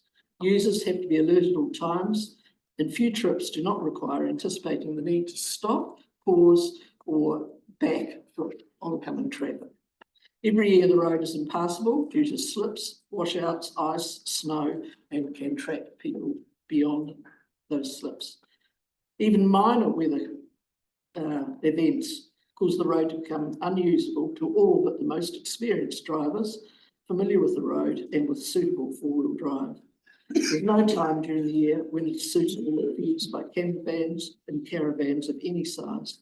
Their high roof lines, bulk, and two-wheel drive nature will inevitably cause serious issues. When combined with the extremely high likelihood of drivers lacking experience in both driving these vehicles and driving on roads of the nature of this road, there'll be serious accidents resulting from this proposal if it continues. The health and safety of both freedom campers and other road users is at serious risk if restricted freedom camping is to be allowed on the road. For those who don't have suitable vehicles, the necessary experience and informed sensible levels of courage, the branch of Skippers Road offers an opportunity to experience a sensible landscape which remains largely unspoiled. Because of the limited sites available for overnight camping, this bylaw would concentrate freedom camping in a few spots with no facilities. Human waste, rubbish are inevitable, the risk of fire, this material, the threat to the area's landscapes obvious. Finally, there are a few points at which any freedom camping could comply with the restricted camping conditions that are outlined in section 8. So, absent enforcement, non-compliance is inevitable. Encroachment onto the formed road will restrict other users' access, as well as the general inexperience of freedom campers with this type of road. The council does not have the resources to enforce this bylaw in the area. The council needs to make bylaws that can be enforced, and the prohibition on freedom camping on this road is therefore both appropriate and proportionate. Thank you. Very good. Thank you. Thank you.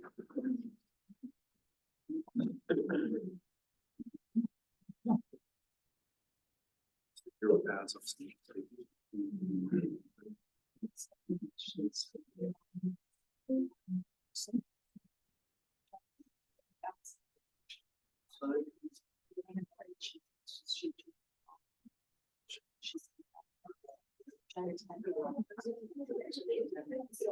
we have James Hayward here? No. It's a little bit early for him still, so maybe he's on his way. We got him marine, so. No. So Alison, are you Alison Brown? Online? Yep, we've got Alison Brown here. Very good. And we're a little bit ahead of time, so Alison is happy to go now. That would be good. Yeah, cool. We'll just get set up. And then also, just so you guys know who's sitting here under Alison's, we've got John Taylor. Oh, John's with you. And then also Neil Brown. Okay, so we've got Alison Brown and Neil Brown. The next about two slots together. So are they going to present one at a time? Hello, I'm Alison Brown, and beside me is John Taylor.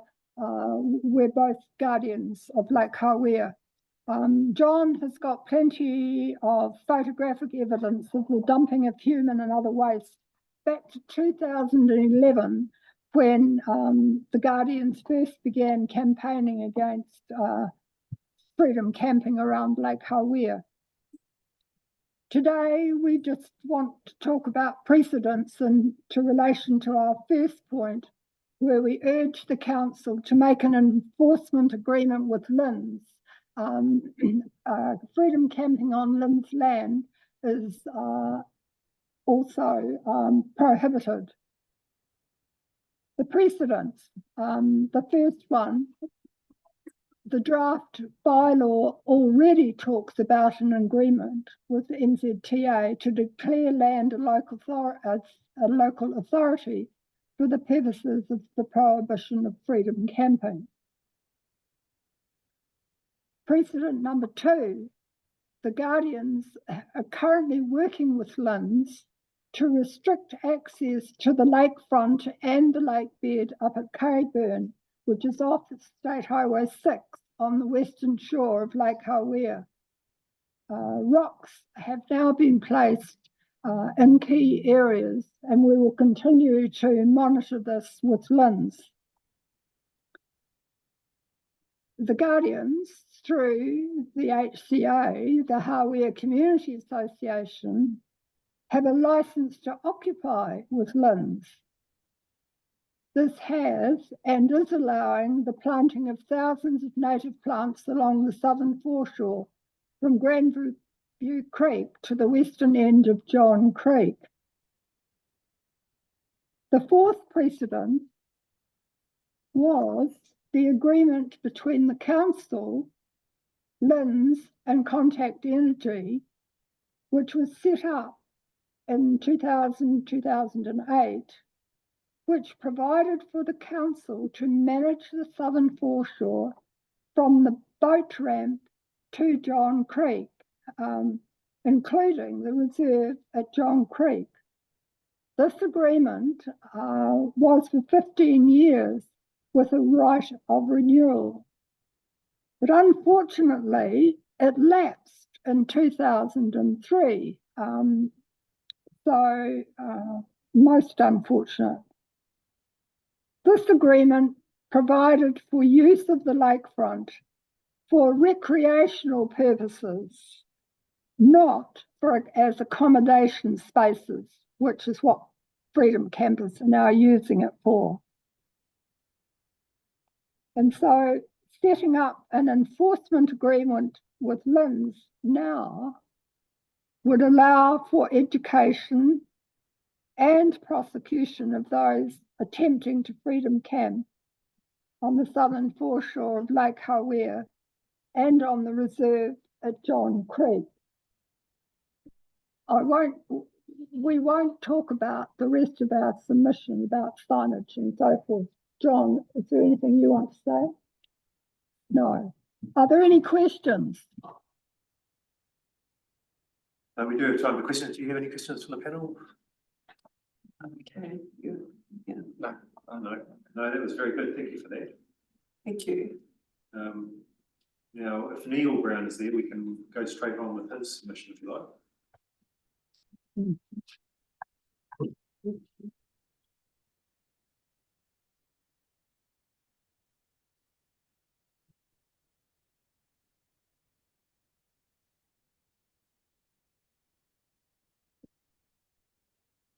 Hi Neil, you've got 5 minutes if you need it. Hello. I'm Neil Brown and my wife has just been talking. We are long-time residents of John Creek, having lived there for 25 years, full-time. We are fully-time residents of Timaru Creek residents on the Timaru Creek Road, and from our kitchen window we can see vehicles going up the road sometimes between 200 and 300 a day. As a warden, which I have been for a number of years, prior to the demise of the previous bylaw. However, I continue to talk to people who look as though they want to stay overnight on the reserve. One of the summer ambassadors told me that the social media used by Freedom Campers has a comment about parking under large willow trees at the far side of the reserve at John Creek. That is, they are hidden from sight. We have asked the council to trim the branches, but to date, nothing has happened. This reserve is designated a recreational reserve and is very well used all year. We urge the council not only to maintain the reserve, but to manage it. The most important thing is for the council to make an enforcement agreement with LINZ. The signage, the present signs are totally inadequate for the no camping. The previous signs were just 15 by 20. No, the present one. Oh, sorry, the present ones are 15 by 20. The previous ones were 30 by 50. And I can't see a thing about moving. So we notice that the new small signs has both QLDC and LINZ names on the bottom of, so the intention's obviously to prohibit camping on the reserve. We urge the council to do this. That is the end of the submission. Very good, thank you very much. You have a good question for Neil? Trimming of the willows, that might be something that could come through an RFS, and it could potentially follow up with you around the trimming of the willows, if that's something that has been followed up with staff. Okay, right. Thank you for making the time. Okay. Very good, thank you very much. Thank you. The only other comment is that on this very small sign that says no camping, above it is one for boat users about washing their boats. Well, the boats are not launched at the reserve, they're actually launched down the end of Denniston Road. So that part of the sign should go along there, whereas currently it just has this tiny 15 by 20 centimetre sign saying no camping. Yeah, so you think it should be a bigger sign and placed elsewhere? Yeah, so yes, it needs to be shifted, I think. Okay. Yeah, we'll take that feedback on board. Thank you very much. Okay, so I see we've got Anna Marie Chin online there. No sign of James Hayward, is there? No. So yeah, Anna Marie, are you ready to go? Hi, yes, I am ready to go. But you've got 5 minutes. Okay. Thanks for listening to us. For those that do not know who I am, my name's Anna Marie Chin, and I actually live at 180 Morven Ferry Road, which is actually at the junction between Arrow Junction Road and directly across from the Morven Ferry Reserve. I have lived here as a holiday when I was a kid. So for about 53 years, I actually said 48, but I actually added it up this morning. So I do know this area really well, and I have lived here permanently for 25 years. I actually submit against the draft bylaw, both generally and specifically, in particular to rural roads. In general, I believe all rural roads should be deemed prohibited. And specifically, I am against it with regards to Morven Ferry Road and Arrow Junction Road. And I'd also like to include Reese Valley Road, which wasn't in my original submission, because I do spend a lot of time on that road as well, living on there. I'm assumed that you've read my evidence. So I actually provided some additional visual information that obviously isn't online, but hopefully you've had a chance to actually see it. But that is actually what my hearing submission is actually referencing. So basically what I had map 1, which was the map from the QLDC interpretive maps, which showed Morven Ferry Road and Arrow Junction Road. The one thing that everyone should recognise is Arrow Junction Road is not just a residential road, it is also the Queenstown Trails track. It is actually what is used. There is no track, it is the road. So talking to Mark Williams, he gave me the figures as of Monday. From 12 months back dating from Monday, there was 82,574 cyclists going along that trail. So this puts enormous pressure on the safety of the users of that road, which are both residential traffic and also cyclists. And cyclists aren't the only ones that use that road. There's runners, there's everyone. And Morven Ferry Road is actually a no exit road, and it actually accesses numerous lifestyle blocks, and there is actually more in line that haven't actually been implemented yet. So it's going to become a very busy road from traffic. Both roads are well over 70 k's. Arrow Junction is 80 k limit and Morven Ferry is 100, and so is Reese Valley Road. The images that I actually presented, well, I was wanting to present, there was a series of photos. there was photos 1 to 4, which showed various locations along Morven Ferry Road. And they showed the issues with the road and how they do not comply with the rules that are for restrictive. These are, the roads have large swales for drainage, water runoff from the roads. They are undulating, rugged, and they're unmown grass. They're actually quite narrow. They're actually 5 meters kind of in width from the road edge to the fence line of the boundaries of the neighbours. So these roads cannot comply with anything under the rules. And also remembering there is no sealed areas along these roads. Images 5 to 7 showed Arry Junction Road, and again, the same issues on the road verges were there as well. I had images 8 to 13, which showed the typical use of these roads.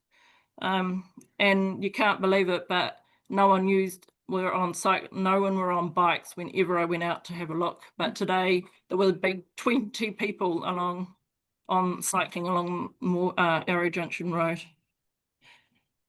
So the people that use these roads are horses, ponies, whether they're led or ridden. They usually have a mum or dogs. There's people walking their dogs, there's cyclists, there's the residential traffic, and this is common. This is day to day. This is just not intermittent. And at times there can be 5 horses along the road. We don't need to clutter it with camper vans along the side where it means that the horses and people cannot get off the road and away from residential traffic.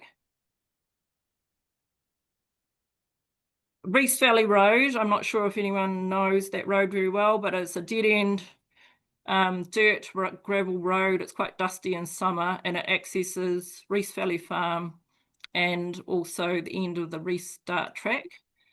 It is very windy, it's narrow, and the visibility is very poor, let alone trying to pass traffic along that road. That definitely should not be included as restricted. There's nowhere to park.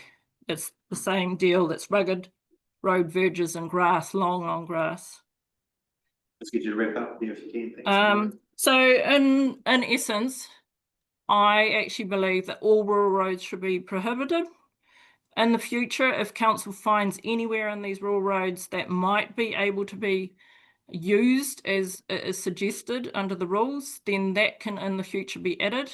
But actually just allowing that to be as it is really nonsensical, and there is a real concern about safety of users, both the camper vans and also general local community using it.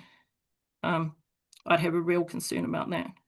But if that is not the case, I strongly suggest that the 3 roads that I've mentioned should be prohibited, because there's no way they comply.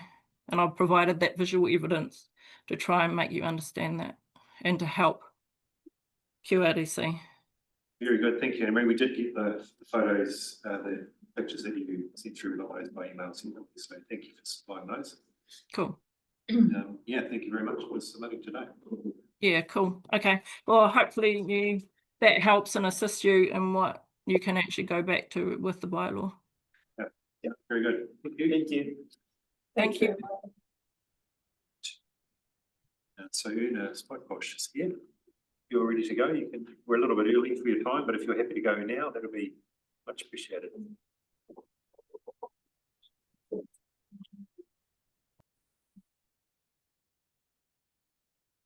Thank you. As you said, I'm Ernest Lycobus. Being elderly, I'm allowed to write it all down before I speak at these. But firstly, I am very well aware of the conundrum that you're trying to cure. But, you know, it's free parking, free camping, or freedom camping. There is a difference to each of those 3 labels. And I've submitted to this topic several times over the years. There is also a difference in self-containment and what we are seeing these days. My husband and I have been members of NZMCA so long that our membership is in the low 4 digits. currently membership is in the low 6 digits, so I'm 4,000 something, but some of them are, 100,000 with their membership numbers. For us, whenever we stopped in a rest area to go to a toilet, all we had to do was open an indoor bathroom door. Likewise for the shower, we had a full kitchen and ready-made beds all at the same time. And this was all in a 6-metre Nissan Civilian, not a car. My next comments cover off one specific location within the proposed bylaw, but many others are covered by the same comments. In my submission, I asked that there be no sites on the Boundary Road public car park due to it being alongside Horn Creek, which flows through the village green down to the lake and is part of the children's playing area.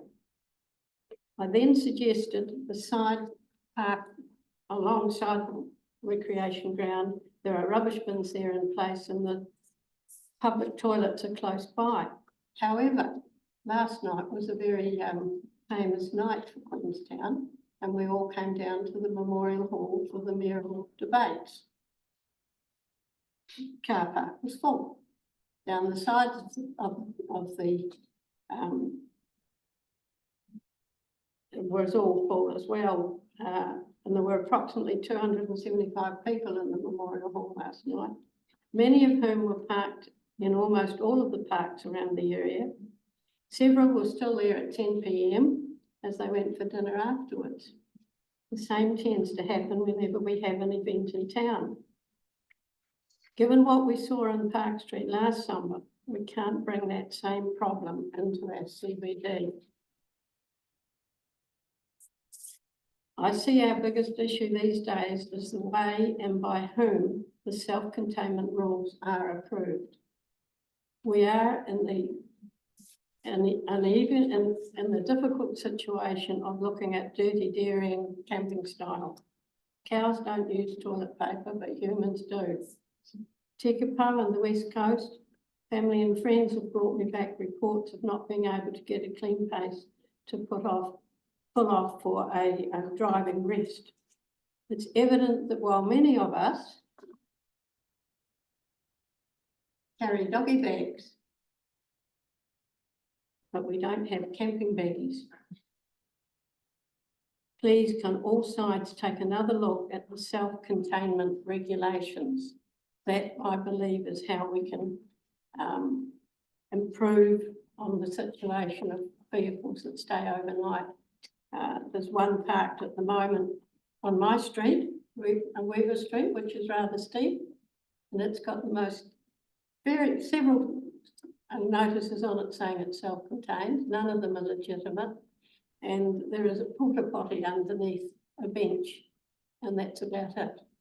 And so we have to think about our community, we have to think about our environment, and particularly what goes down Horn Creek. It's a spawning creek. We don't need it. We get it enough when it's a rugby game and the boys are all standing along the side. Thank you. Not the Wakatipu Club. We've got time for a couple of questions. I don't know if the panel got any questions.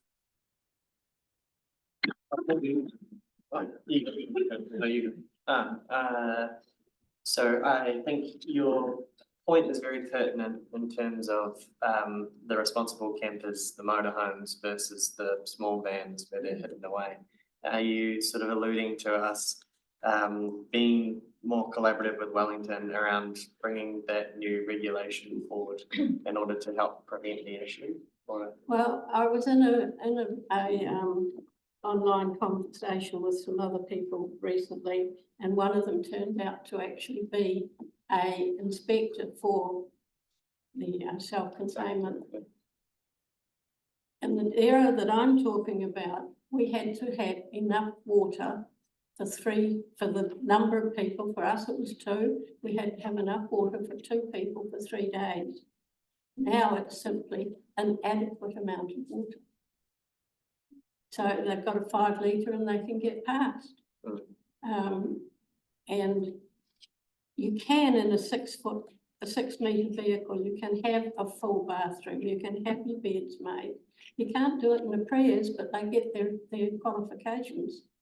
And that's what we had all along Park Street in summer. I only ever saw one, and I was taking note, one NZMCA member vehicle.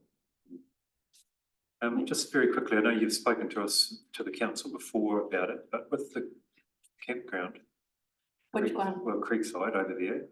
You've had issues in the past with Freedom Campers coming in and using facilities without paying? Absolutely. We have perfected our trespass process. Right. And we've taken it a little further because when we issue the trespass, we advise them, as we're required to, that we now register this with the police. But we've added that the police will possibly pass it on to immigration. Just to try and get something that, because we can't afford to have another summer like we had last summer. Very good. Okay, well, thank you very much for presenting today. Do we need to have a break? We're a little bit of time. We've been going 2 hours. There's no breaks scheduled on the list. Yeah, so it's So I think if we have a 15-minute break, we can see how we're going time-wise with our. Now that still puts us ahead of time anyway. We're happy to do that. Yes. Yeah. Good. Okay, so we'll adjourn 15 minutes and then we'll see where we're at. Thanks. Excuse me. And we're going to reconvene now, if that's all right. So 1:45. I'd like to say too, Luke, it's good to see you in the room today. You're obviously coming all right. Good. So our next speaker is James Simlick, who's on long from the New Zealand Motor Caravan Association. So James, you've got 5 minutes. You can hear us. Go ahead. Can you? Oh, yeah, there he goes.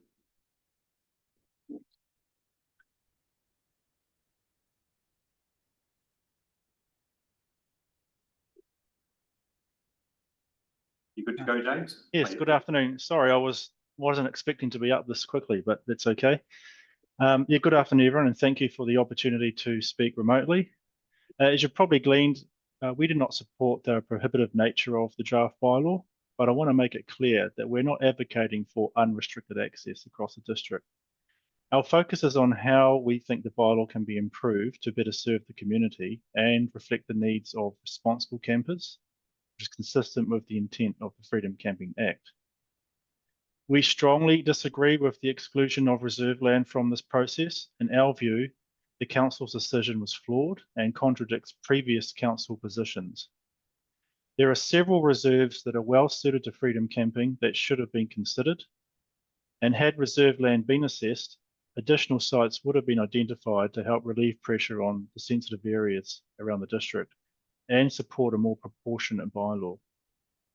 The council's own site assessments carried out in 2021 identified suitable reserves and local authority areas had irrelevant matters not been considered. These areas at the very least should have been included in the restricted schedule in our view, and doing so would have better aligned the bylaw with the council's own responsible camping strategy and its regenerative tourism plan. We also have concerns about the proposed 10-metre prohibition around water bodies. This is quite a broad restriction that has not been consulted on. We think it's unreasonable given the types of vehicles that are permitted under the bylaw and the fact that council-approved camping grounds, including ones on council land, allow camping within 10 metres of water bodies, often without ablution facilities close by. Furthermore, the prohibited 10-metre buffer zone is not clearly defined as required by Section 11B of the Act, and this risks further confusion for both responsible campers and your enforcement officers. The bylaw gives the appearance of enabling responsible camping on rural roads, but in reality, there are no safe or practical locations that meet the bylaw's criteria. This creates a misleading impression of balance and sets false expectations. And we note that council staff have not carried out an exercise to identify whether these locations exist. We think officers have misunderstood our submission on urban roads and unfairly dismissed our recommendations. The Waitaki example that we provided is a pragmatic response to a polarising issue and has worked well in Waitaki according to the council's regulatory team. Our recommendation is not about trying to protect private property, it's about maintaining safe roadside access, which Tonkin and Taylor themselves relied on in the site assessments. Now, submitters were not asked, nor were we expected to provide transport evidence to counter the Tonkin and Taylor assessments, as this is not really a resource consent hearing. Nonetheless, we did provide first-hand member accounts and practical examples that explained why urban roads are necessary for responsible campers. And I don't think that the council officers have carefully considered our submission on this point. It's also concerning that the officers appear to have placed selective weight on submissions. One quick example is that community concerns about visual impacts in commercial operators are dismissed early on in their report, but yet they seem to be acknowledged and used to rationalise the blanket ban on urban roads. It's difficult to reconcile that. We do welcome the officer's recommendations to include explanatory notes in the bylaw. These can be helpful, but there remains ambiguity around the requirement for campers to vacate a site before returning for their second night. The report itself implies that freedom camping occurs at night and that day visitors are not subject to enforcement. Now, we do agree with that latter point. However, if a camper arrives early or stays late to go shopping or sightseeing, how will your enforcement officers distinguish between their legal day use and the prohibited overnight camping outside the timeframes that you've allowed it for? So the proposed regime does risk creating unnecessary confusion, which will most likely lead to further non-compliance, visitor frustration, and further community dissent towards freedom camping. Now, we have unfortunately, a decade of experience dealing with the council's enforcement issues, and this does include hundreds of invalid fines and no camping signage installed in areas that go well beyond council's jurisdiction. So this is why we're a bit concerned about the ambiguity, because these experiences with the council's enforcement regime do highlight the need for clear, lawful and fair rules that people, including our members, can comply with. So we just urge the council to reconsider its approach and adopt a more inclusive, proportionate and evidence-based bylaw. We think this will better serve the community, uphold the intent of the Act and support responsible campers who, in our submission, we've identified do contribute meaningfully to the district's economy and visitor culture. Hopefully that was within 5 minutes. It was slightly over, but only just. So thank you very much. Thank you. We don't have any time for questions. Sorry about that. Okay. Very good. Now we've got Sue Bradley here. Spoke a bit early, it's still, isn't it? But we do have Tony Ward Holmes on the line. Tony, are you able to go now? You've got 2 slots for other, on behalf of other organisations or people, haven't you? If you wanted to go now, we could do this. Okay. I want to ask you to stick to the 5 minutes, please. Okay. So hopefully you've well read submissions of mine on Rafters Road and Hamphill Road on behalf of Central Otago Whitewater, and also Esther Water on behalf of, well, Esther's thing on Campbell. Do we need to provide any more elaboration or any more evidence to persuade you that Rafters Road is not a good place for freedom camping? You don't just get to ask us questions, you get to speak. Okay. Well, Rafters Road has had historical problems. They should be well known. They were in the EDC. It didn't take me long to find them. And it was proposed to be available for freedom camping in the last bylaw that's now quashed. And in the hearing, it became obvious that it shouldn't be. So it was excluded, and for exactly the same reasons this time around, it should be excluded. And I think it should have been excluded from the proposal right from the start for those reasons. I mean, if there are documented issues on access for other people or on health and safety for other people, then it seems to me a no-brainer that access should not be allowed for freedom camping. Camp Hill Road is a special case. There is a car park that's created by Central Otago Whitewater on the true right.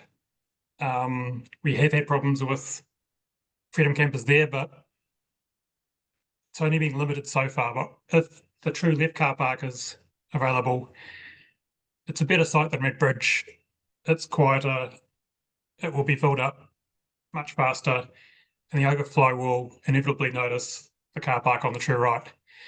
Now, there's no access for people to camp there legally, but we can't stop them unless the landowner will just retract access for everyone. I've realised that what I didn't put in my submission for Cal was the covenant, sorry, the easement, the access easement, which does prescribe no camping and no fires. Do you wish me to forward that later on? Do you need that evidence? Well, the chance of submitting evidence is ended, so just carry on with your submission. Okay, and I'm just trying to make sure that you understand the issues here. If we lose that car park, there's a lot of, the true right car park, because of freedom camping on the true left, then everyone that currently parks on the true right will have to park on the true left. So we'll have increased use on the true left because of everyone that's currently parking on the true right, and we'll have freedom campers, and we'll have much more increased usage by track walkers because the Upper Cleatha Tracks Trust is building a new track on the true right. So it will become a loop, which will be much more well used by the current track, which is just a there and back. I don't really see any way around that, except if freedom camping is prohibited from the true left car park. Might as well share my screen again to show some of those pictures.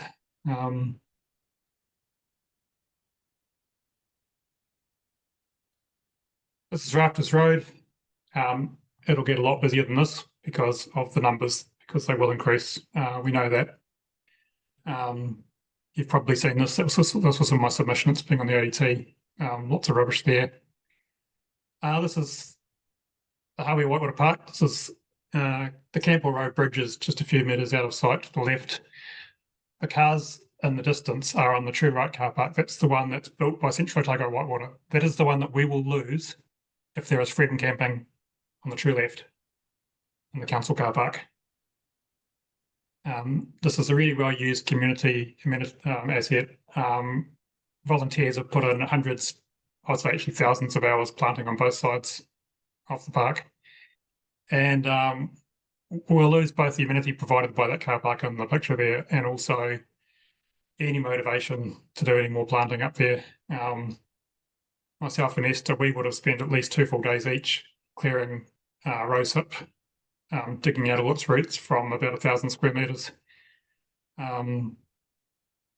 It's a really well-used and well-loved place, and we don't want to lose it, but we will if there is freedom camping on the true left. This is the sort of thing we see at the moment. The little grassed area there, this is the true right car park. This is the car park built by Central Otago Whitewater. But that little grassed area there is a place for people to put their boats and clothes when they unload, to have lunch, just chill out in between sessions on the wave. And this person decided not just to freedom camp in the car park, but to carefully position their camper van right on the grassed area. I don't pretend to understand it, but this is the sort of conduct you get from freedom campers. They just don't understand that there is a community out there and they are impacted. This is a busier freedom camp car park elsewhere in the country. I'm just showing that it will get worse and worse and worse because numbers are going to increase and increase and increase. I've shown this one already the other hour, but this is the other sort of conduct. I mean, we've got lakes and rivers here that we want to take care of, and people are using soap, etc. on them. And a shout out to Alan B. Esther uses this quite often before work or after work, which is when Freedom Campers will be coming and going. And as I pointed out earlier, because there's only 5 car parks there that can be used for Freedom Camping, there will be more like 20 or 30 or eventually 100 people that will be checking it out every night, trying to get one of those 5. And so they will be coming and going from this driveway, which is adjacent obviously to houses. It's just not a suitable place for Freedom Camping whatsoever. And we all feel that the only solution for council is just to provide some limited areas, such as the Wanaka Rec Centre, where Freedom Camping can be easily managed. It's not manageable in little bits and pieces all over the place, and it's not manageable on rural roads. And I'm just repeating my point here that it's not just the numbers, the whole behaviour is very different nowadays, and it's because you can research all the Freedom Camping places. There's a map there. You can go you just sort out your entire trip, your entire stay in the country by Freedom Camping sites. It's very different from what has ever been available before. And if the council provides for more Freedom Camping, then you're just going to have to expect a lot more people doing it. You can't manage the problem by providing more, because it will just grow beyond what you can provide. Are there any questions? Any questions on the panel? No, I think I'm good with that. Thank you, though. I don't have questions, but yeah, I appreciate all of the work that you've done in your submission, both written and speaking to us today, and the images that have really helped highlight your concerns. And so I just wanted to acknowledge all of that and to reinforce that we're taking that with the level of care and sincerity that I hope you wish from us. Good to hear, thank you. Very good. Thank you very much, Tony. It's much appreciated. All right. Good luck and thanks for your work too. Yeah. Okay. Thanks, Tony. Thank you, Tony. Yeah. Sue Bradley? Yes. Yes. Hi, Sue. How are you? Thank you. If you're ready to go, we're 5 minutes early for your time slot, but if you're ready to go, that'd be great. Yeah. You have 5 minutes to speak when you're ready to start. Okay. Yep. Take a seat there. My new sit down here. I'll go from there. Welcome. Hi. Hi, so my name is Sue Bradley and I'm from Arthur's Point. I speak to you today as a long-term resident. I've been here over 30 years, as a ratepayer and as a pensioner who's very concerned at the amount of rates that I'm already paying. My rates are currently over a quarter of what I get on the pension. Also, as a local person who is very concerned about the extent that us local ratepayers are having to pay to support the increasing number of tourists here who are not paying towards our infrastructure and would not be paying towards the monitoring costs of such proposals. I speak also as someone with first-hand experience of irresponsible campers at various spots that I frequent very much through my hobbies. And that is especially Frankton Beach and 1 Mile and the Glenorchy Road. I also speak as a dog walker and picnicker who enjoys going to local spots along rural roads and is very, very concerned about the extent to which Freedom Camping may take over the limited areas that there are for parking along those rural roads and will stop us from being able to, us locals being able to go there. So I thank you for the opportunity to speak on the matter, and I do understand that QLDC needs to do something after the legal action. However, I'm very concerned that the balance has been tipped and that these proposals are way too liberal and will change the nature of our area forever. I'm opposed to us allowing this huge extent of freedom camping in this area. We've seen the extent of the behaviour problems, the lack of respect for nature, the huge amounts of rubbish, and the lack of consideration for locals. In places like Lake Hayes, when the reserves were used, all of the freedom campers took over all of the beachfront positions.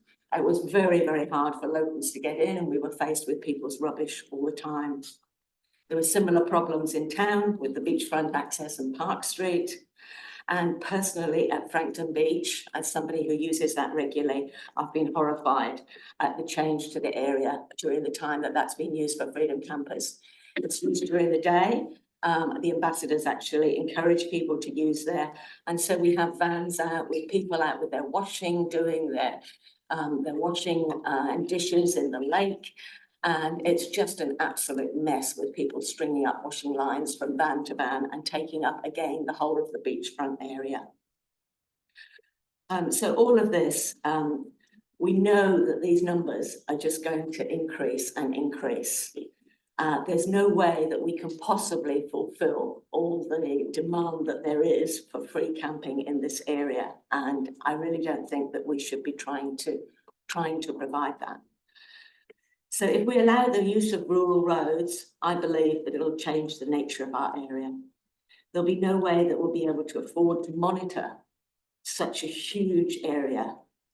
There'll be locals who live in vans as well as multiple tourists in every nook and cranny and beautiful quiet spot that locals have up until now enjoyed.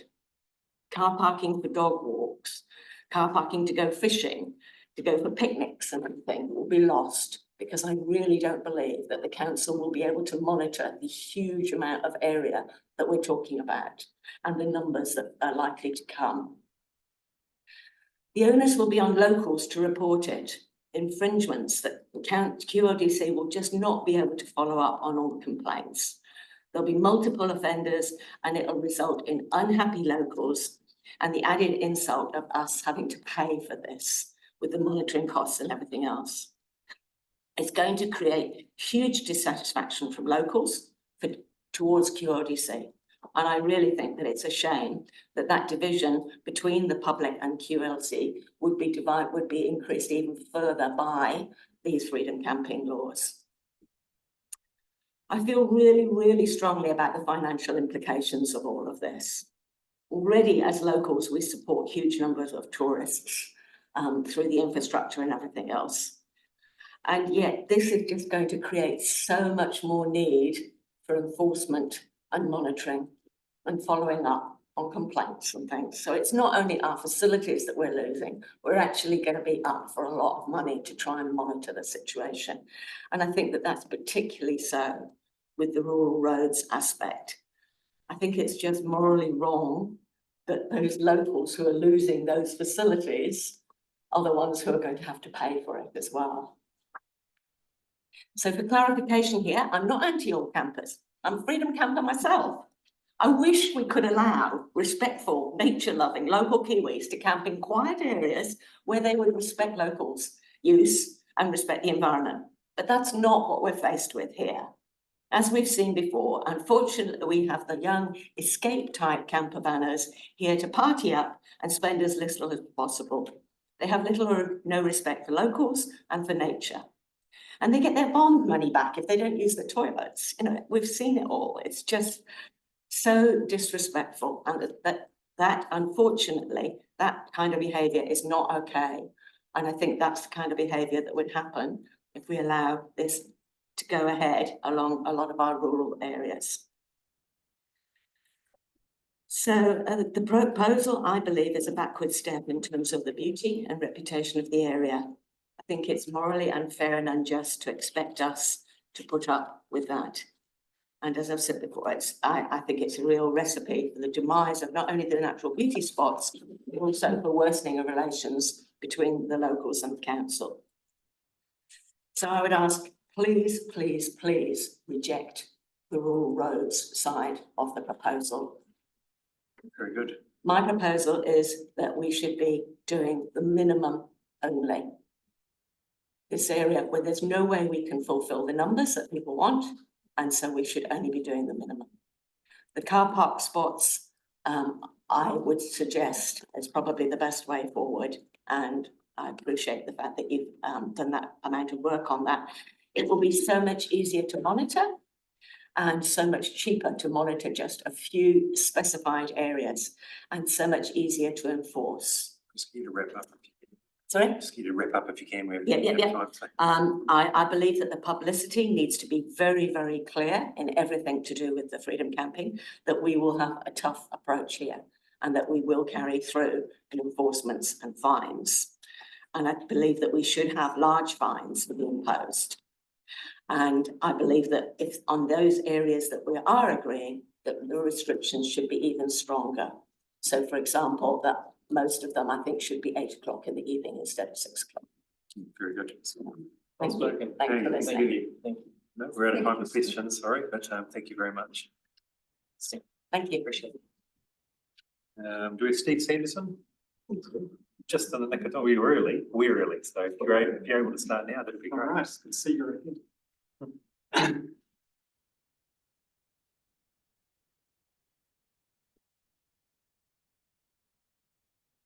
You've got 5 minutes, this is whenever you're ready to go. All right, yeah, thanks for allowing me to come and make a verbal submission. I'll take my submission as read, so I'd just like to make a few extra points to that. And I guess the first one, if I ask a rhetorical question, what is the problem we're trying to solve and what are the benefits of that? And my understanding is you're trying to solve the Freedom Camping Act or comply to that. And in place of that, you're trying to put a bylaw that controls where freedom campers can park in Queenstown. And I think the bylaw, draft bylaw, actually goes well in terms of controlling the urban side of that and spreading where they can actually park in commercial zones. So that's a good part of what you're trying to address. In terms of the second part is what's the benefit? And I did do a request for more information, and there is no cost benefit analysis done.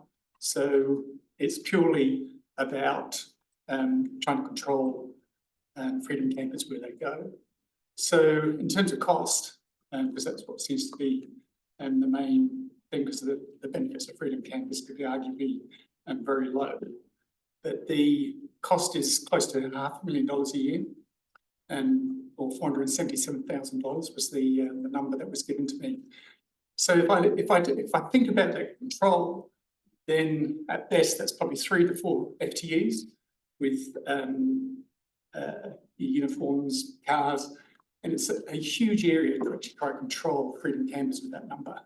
So that cost falls on the ratepayers, and certainly is a concern for the ratepayers that I'm aware of. And I could argue actually it's not enough money to actually even control freedom campers. Lastly, I'd probably like to turn to probably what does affect me the most is the approach to the rural roads. And I find it disingenuous that we've got rules that state that predominantly most of the rural roads are available under conditions or restrictions. But I would argue that probably 90% of them don't comply, because you can't get 5 metres off the curb or find a hard surface for them to park on. So it's almost disingenuous to send freedom campers around the basin or other parts of the Lakes District looking for freedom camping spots when they don't exist. And, if I look at Rutherford Road where I live, we're talking about an O2 road, 23 houses on it, and it takes us down to the lake. It would be arguably just over 1.5 cars wide, and we're talking about sending freedom campers down there in vans. And I think the biggest concern for us is the freedom camping at the bottom of the Rutherford Road where the gravel pit is.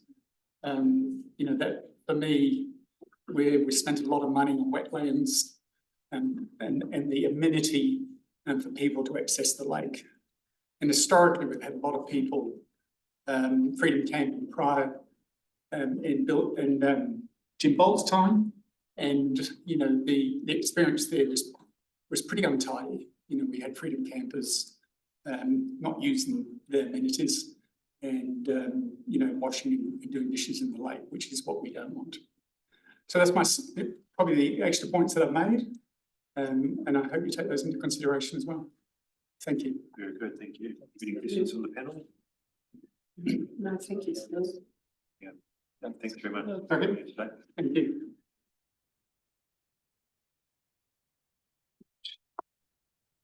Do we have Richard Tyler online? No. No, more than right. We do have, is it beautiful, Yep. I'm here. Oh, you are. For some reason, this is. I think I'm. Have I come up as Emma on here? Yes, you are. Yeah. Oh, that's my wife's. Must be my wife's login. Right. Sorry about that. That's all right. Yeah, you've got 5 minutes, so I should be less than that. So my submission was in relation to the bylaw, the draft bylaw in relation to the rural roads. And broadly speaking, I'm not opposed to freedom camping, but I considered that that part of the bylaw was too broad and ambiguous. And I only realised that when I started looking at it and trying to figure out where people could park, hypothetically. In there it says, I think it's conditions 8.3, B through C and D, where it mentions that that the vehicle needs to be located a minimum of 5 meters from the nearest edge of the road hard shoulder, where provided, or edge of seal, where no hard shoulder is at all times. So I think that for most people it's quite hard to understand. I think looking around the district, the first question would be, well, you know, where is the edge of the road, or where is the edge of the hard shoulder, or the edge of the seal, especially in relation to things like driveway accesses, farm gates, turning areas, for instance. I'd say rubbish truck, you know, cul-de-sac heads. In that situation, you know, a lot of people park in those when there's no rubbish truck around, but when the rubbish truck turns up, he needs all of that area to be able to maneuver. So yeah, I just think my recommendation is that council continues the study and goes out and finds exactly where those areas are, because you might find there's probably only a handful, or maybe, you know, not that many of them around the district, and that they should actually be notified, because I don't think at the moment people really understand where these areas could be. I mean, it obviously does mention a few conditions there, but in reality, how many people are going to be checking those conditions on the ground?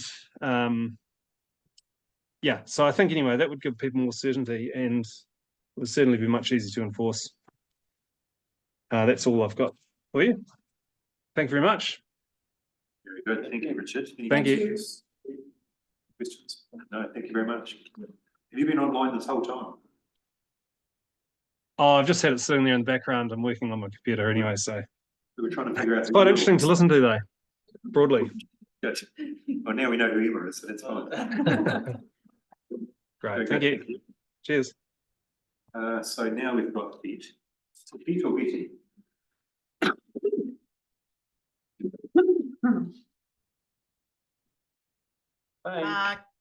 Kia ora. Am I the last person potentially? Yeah. No, we've got one potentially. So you've got 5 minutes. Okay, sure. Look, I've been listening in for a little while. You've all received my submission.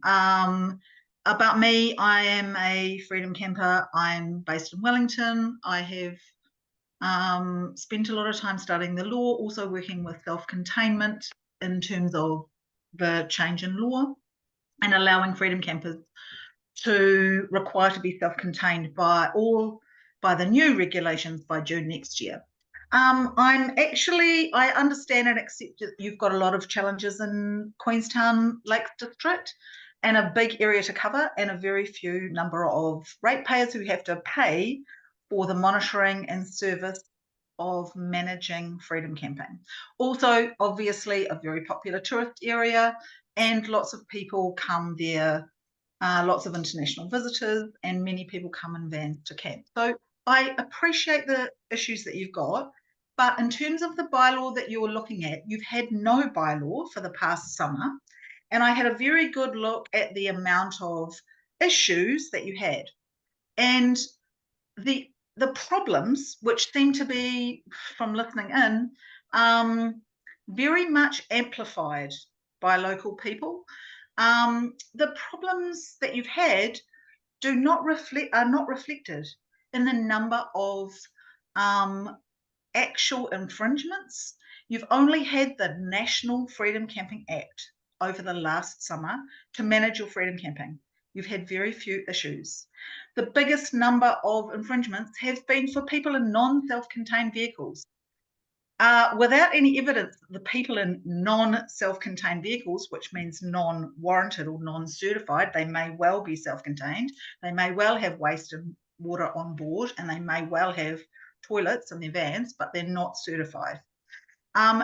Those don't necessarily match with environmental behaviour that is bad. And I know that local people see toilet paper on the ground, and I've travelled the country and seen day visitors stop in thousands of areas across New Zealand where there is no toilet facilities, and they go to the toilet in the bush, or they leave toilet paper, or they leave rubbish. Mostly rubbish is the biggest problem. So my suggestion is, if you're going to have these allocated places, restricted places, I hope that you're providing adequate rubbish services. And some of the places that you've added into your bylaw, thank you very much for providing some restricted areas, that there may be facilities there. That's going to solve your problem with people complaining about rubbish and mess and environmental issues. Very, very few. There was zero infringements issued over the past summer when you had no bylaw whatsoever. There was no infringement for damaging the environment, zero. And you mostly gave them out for people who didn't have the valid blue or green sticker. That doesn't mean they were being irresponsible. So I think campers generally very much are characterised as being messy freeloaders. And that is not who we are. We're responsible, generally, 99% of us. Also, 99% of free campers also pay for their camping whenever they travel around New Zealand. And they do use your campground facilities. But in Queenstown, at a busy time with millions of visitors, you don't always have the facility to support all campers. So some freedom camping must be allowed by the law. And you guys know that. And your restrictive bylaws must be proportionate to the actual problems and issues, real evidenced problems. The rural road situation, completely disingenuous. There is probably a tiny, I asked at the webinar for you to give me some examples of roads and areas where any freedom camper like myself could stop on a rural road that fitted your restrictions of a 5-metre gap the road. You haven't done a survey. I don't think there's hardly any. The people worrying about rural road freedom campers, it's not going to happen if this bylaw is in place, because there will be very, very few sites that will fit your criteria. So just putting that in there is problematic. The car parking situation, where you provide a car park, I asked about this on the webinar, you're just going to use normal car parking spaces. And normal car parking spaces don't fit larger camper van vehicles. It's not safe for them to stay tightly side by side. There's a fire risk there. They need space. Use another council's example, like perhaps New Plymouth, where you leave gaps between the allocated car parks that you provide in a restricted zone for freedom campers. People with a caravan or a large motorhome do not fit into a car park. The other issue, it might be better for the local population if you spread them around. The more areas you provide, which you are legally required to provide by the Freedom Camping Act, the better it is. You spread the load. There is a big, big problem, and it's already been brought up, which I did highlight, about the cost of monitoring. So if you're going to provide a restrictive bylaw like this, please, please, please consider that your ratepayers are going to be paying $500,000 a summer to hire people to cover this whole area and go out and collect or collect fines, infringements, or educate campers. So please consider the cost. Okay? Yep, thank you. Very good, thank you very much. Thanks, Peter.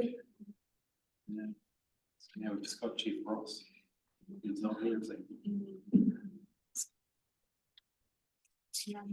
So we absolutely.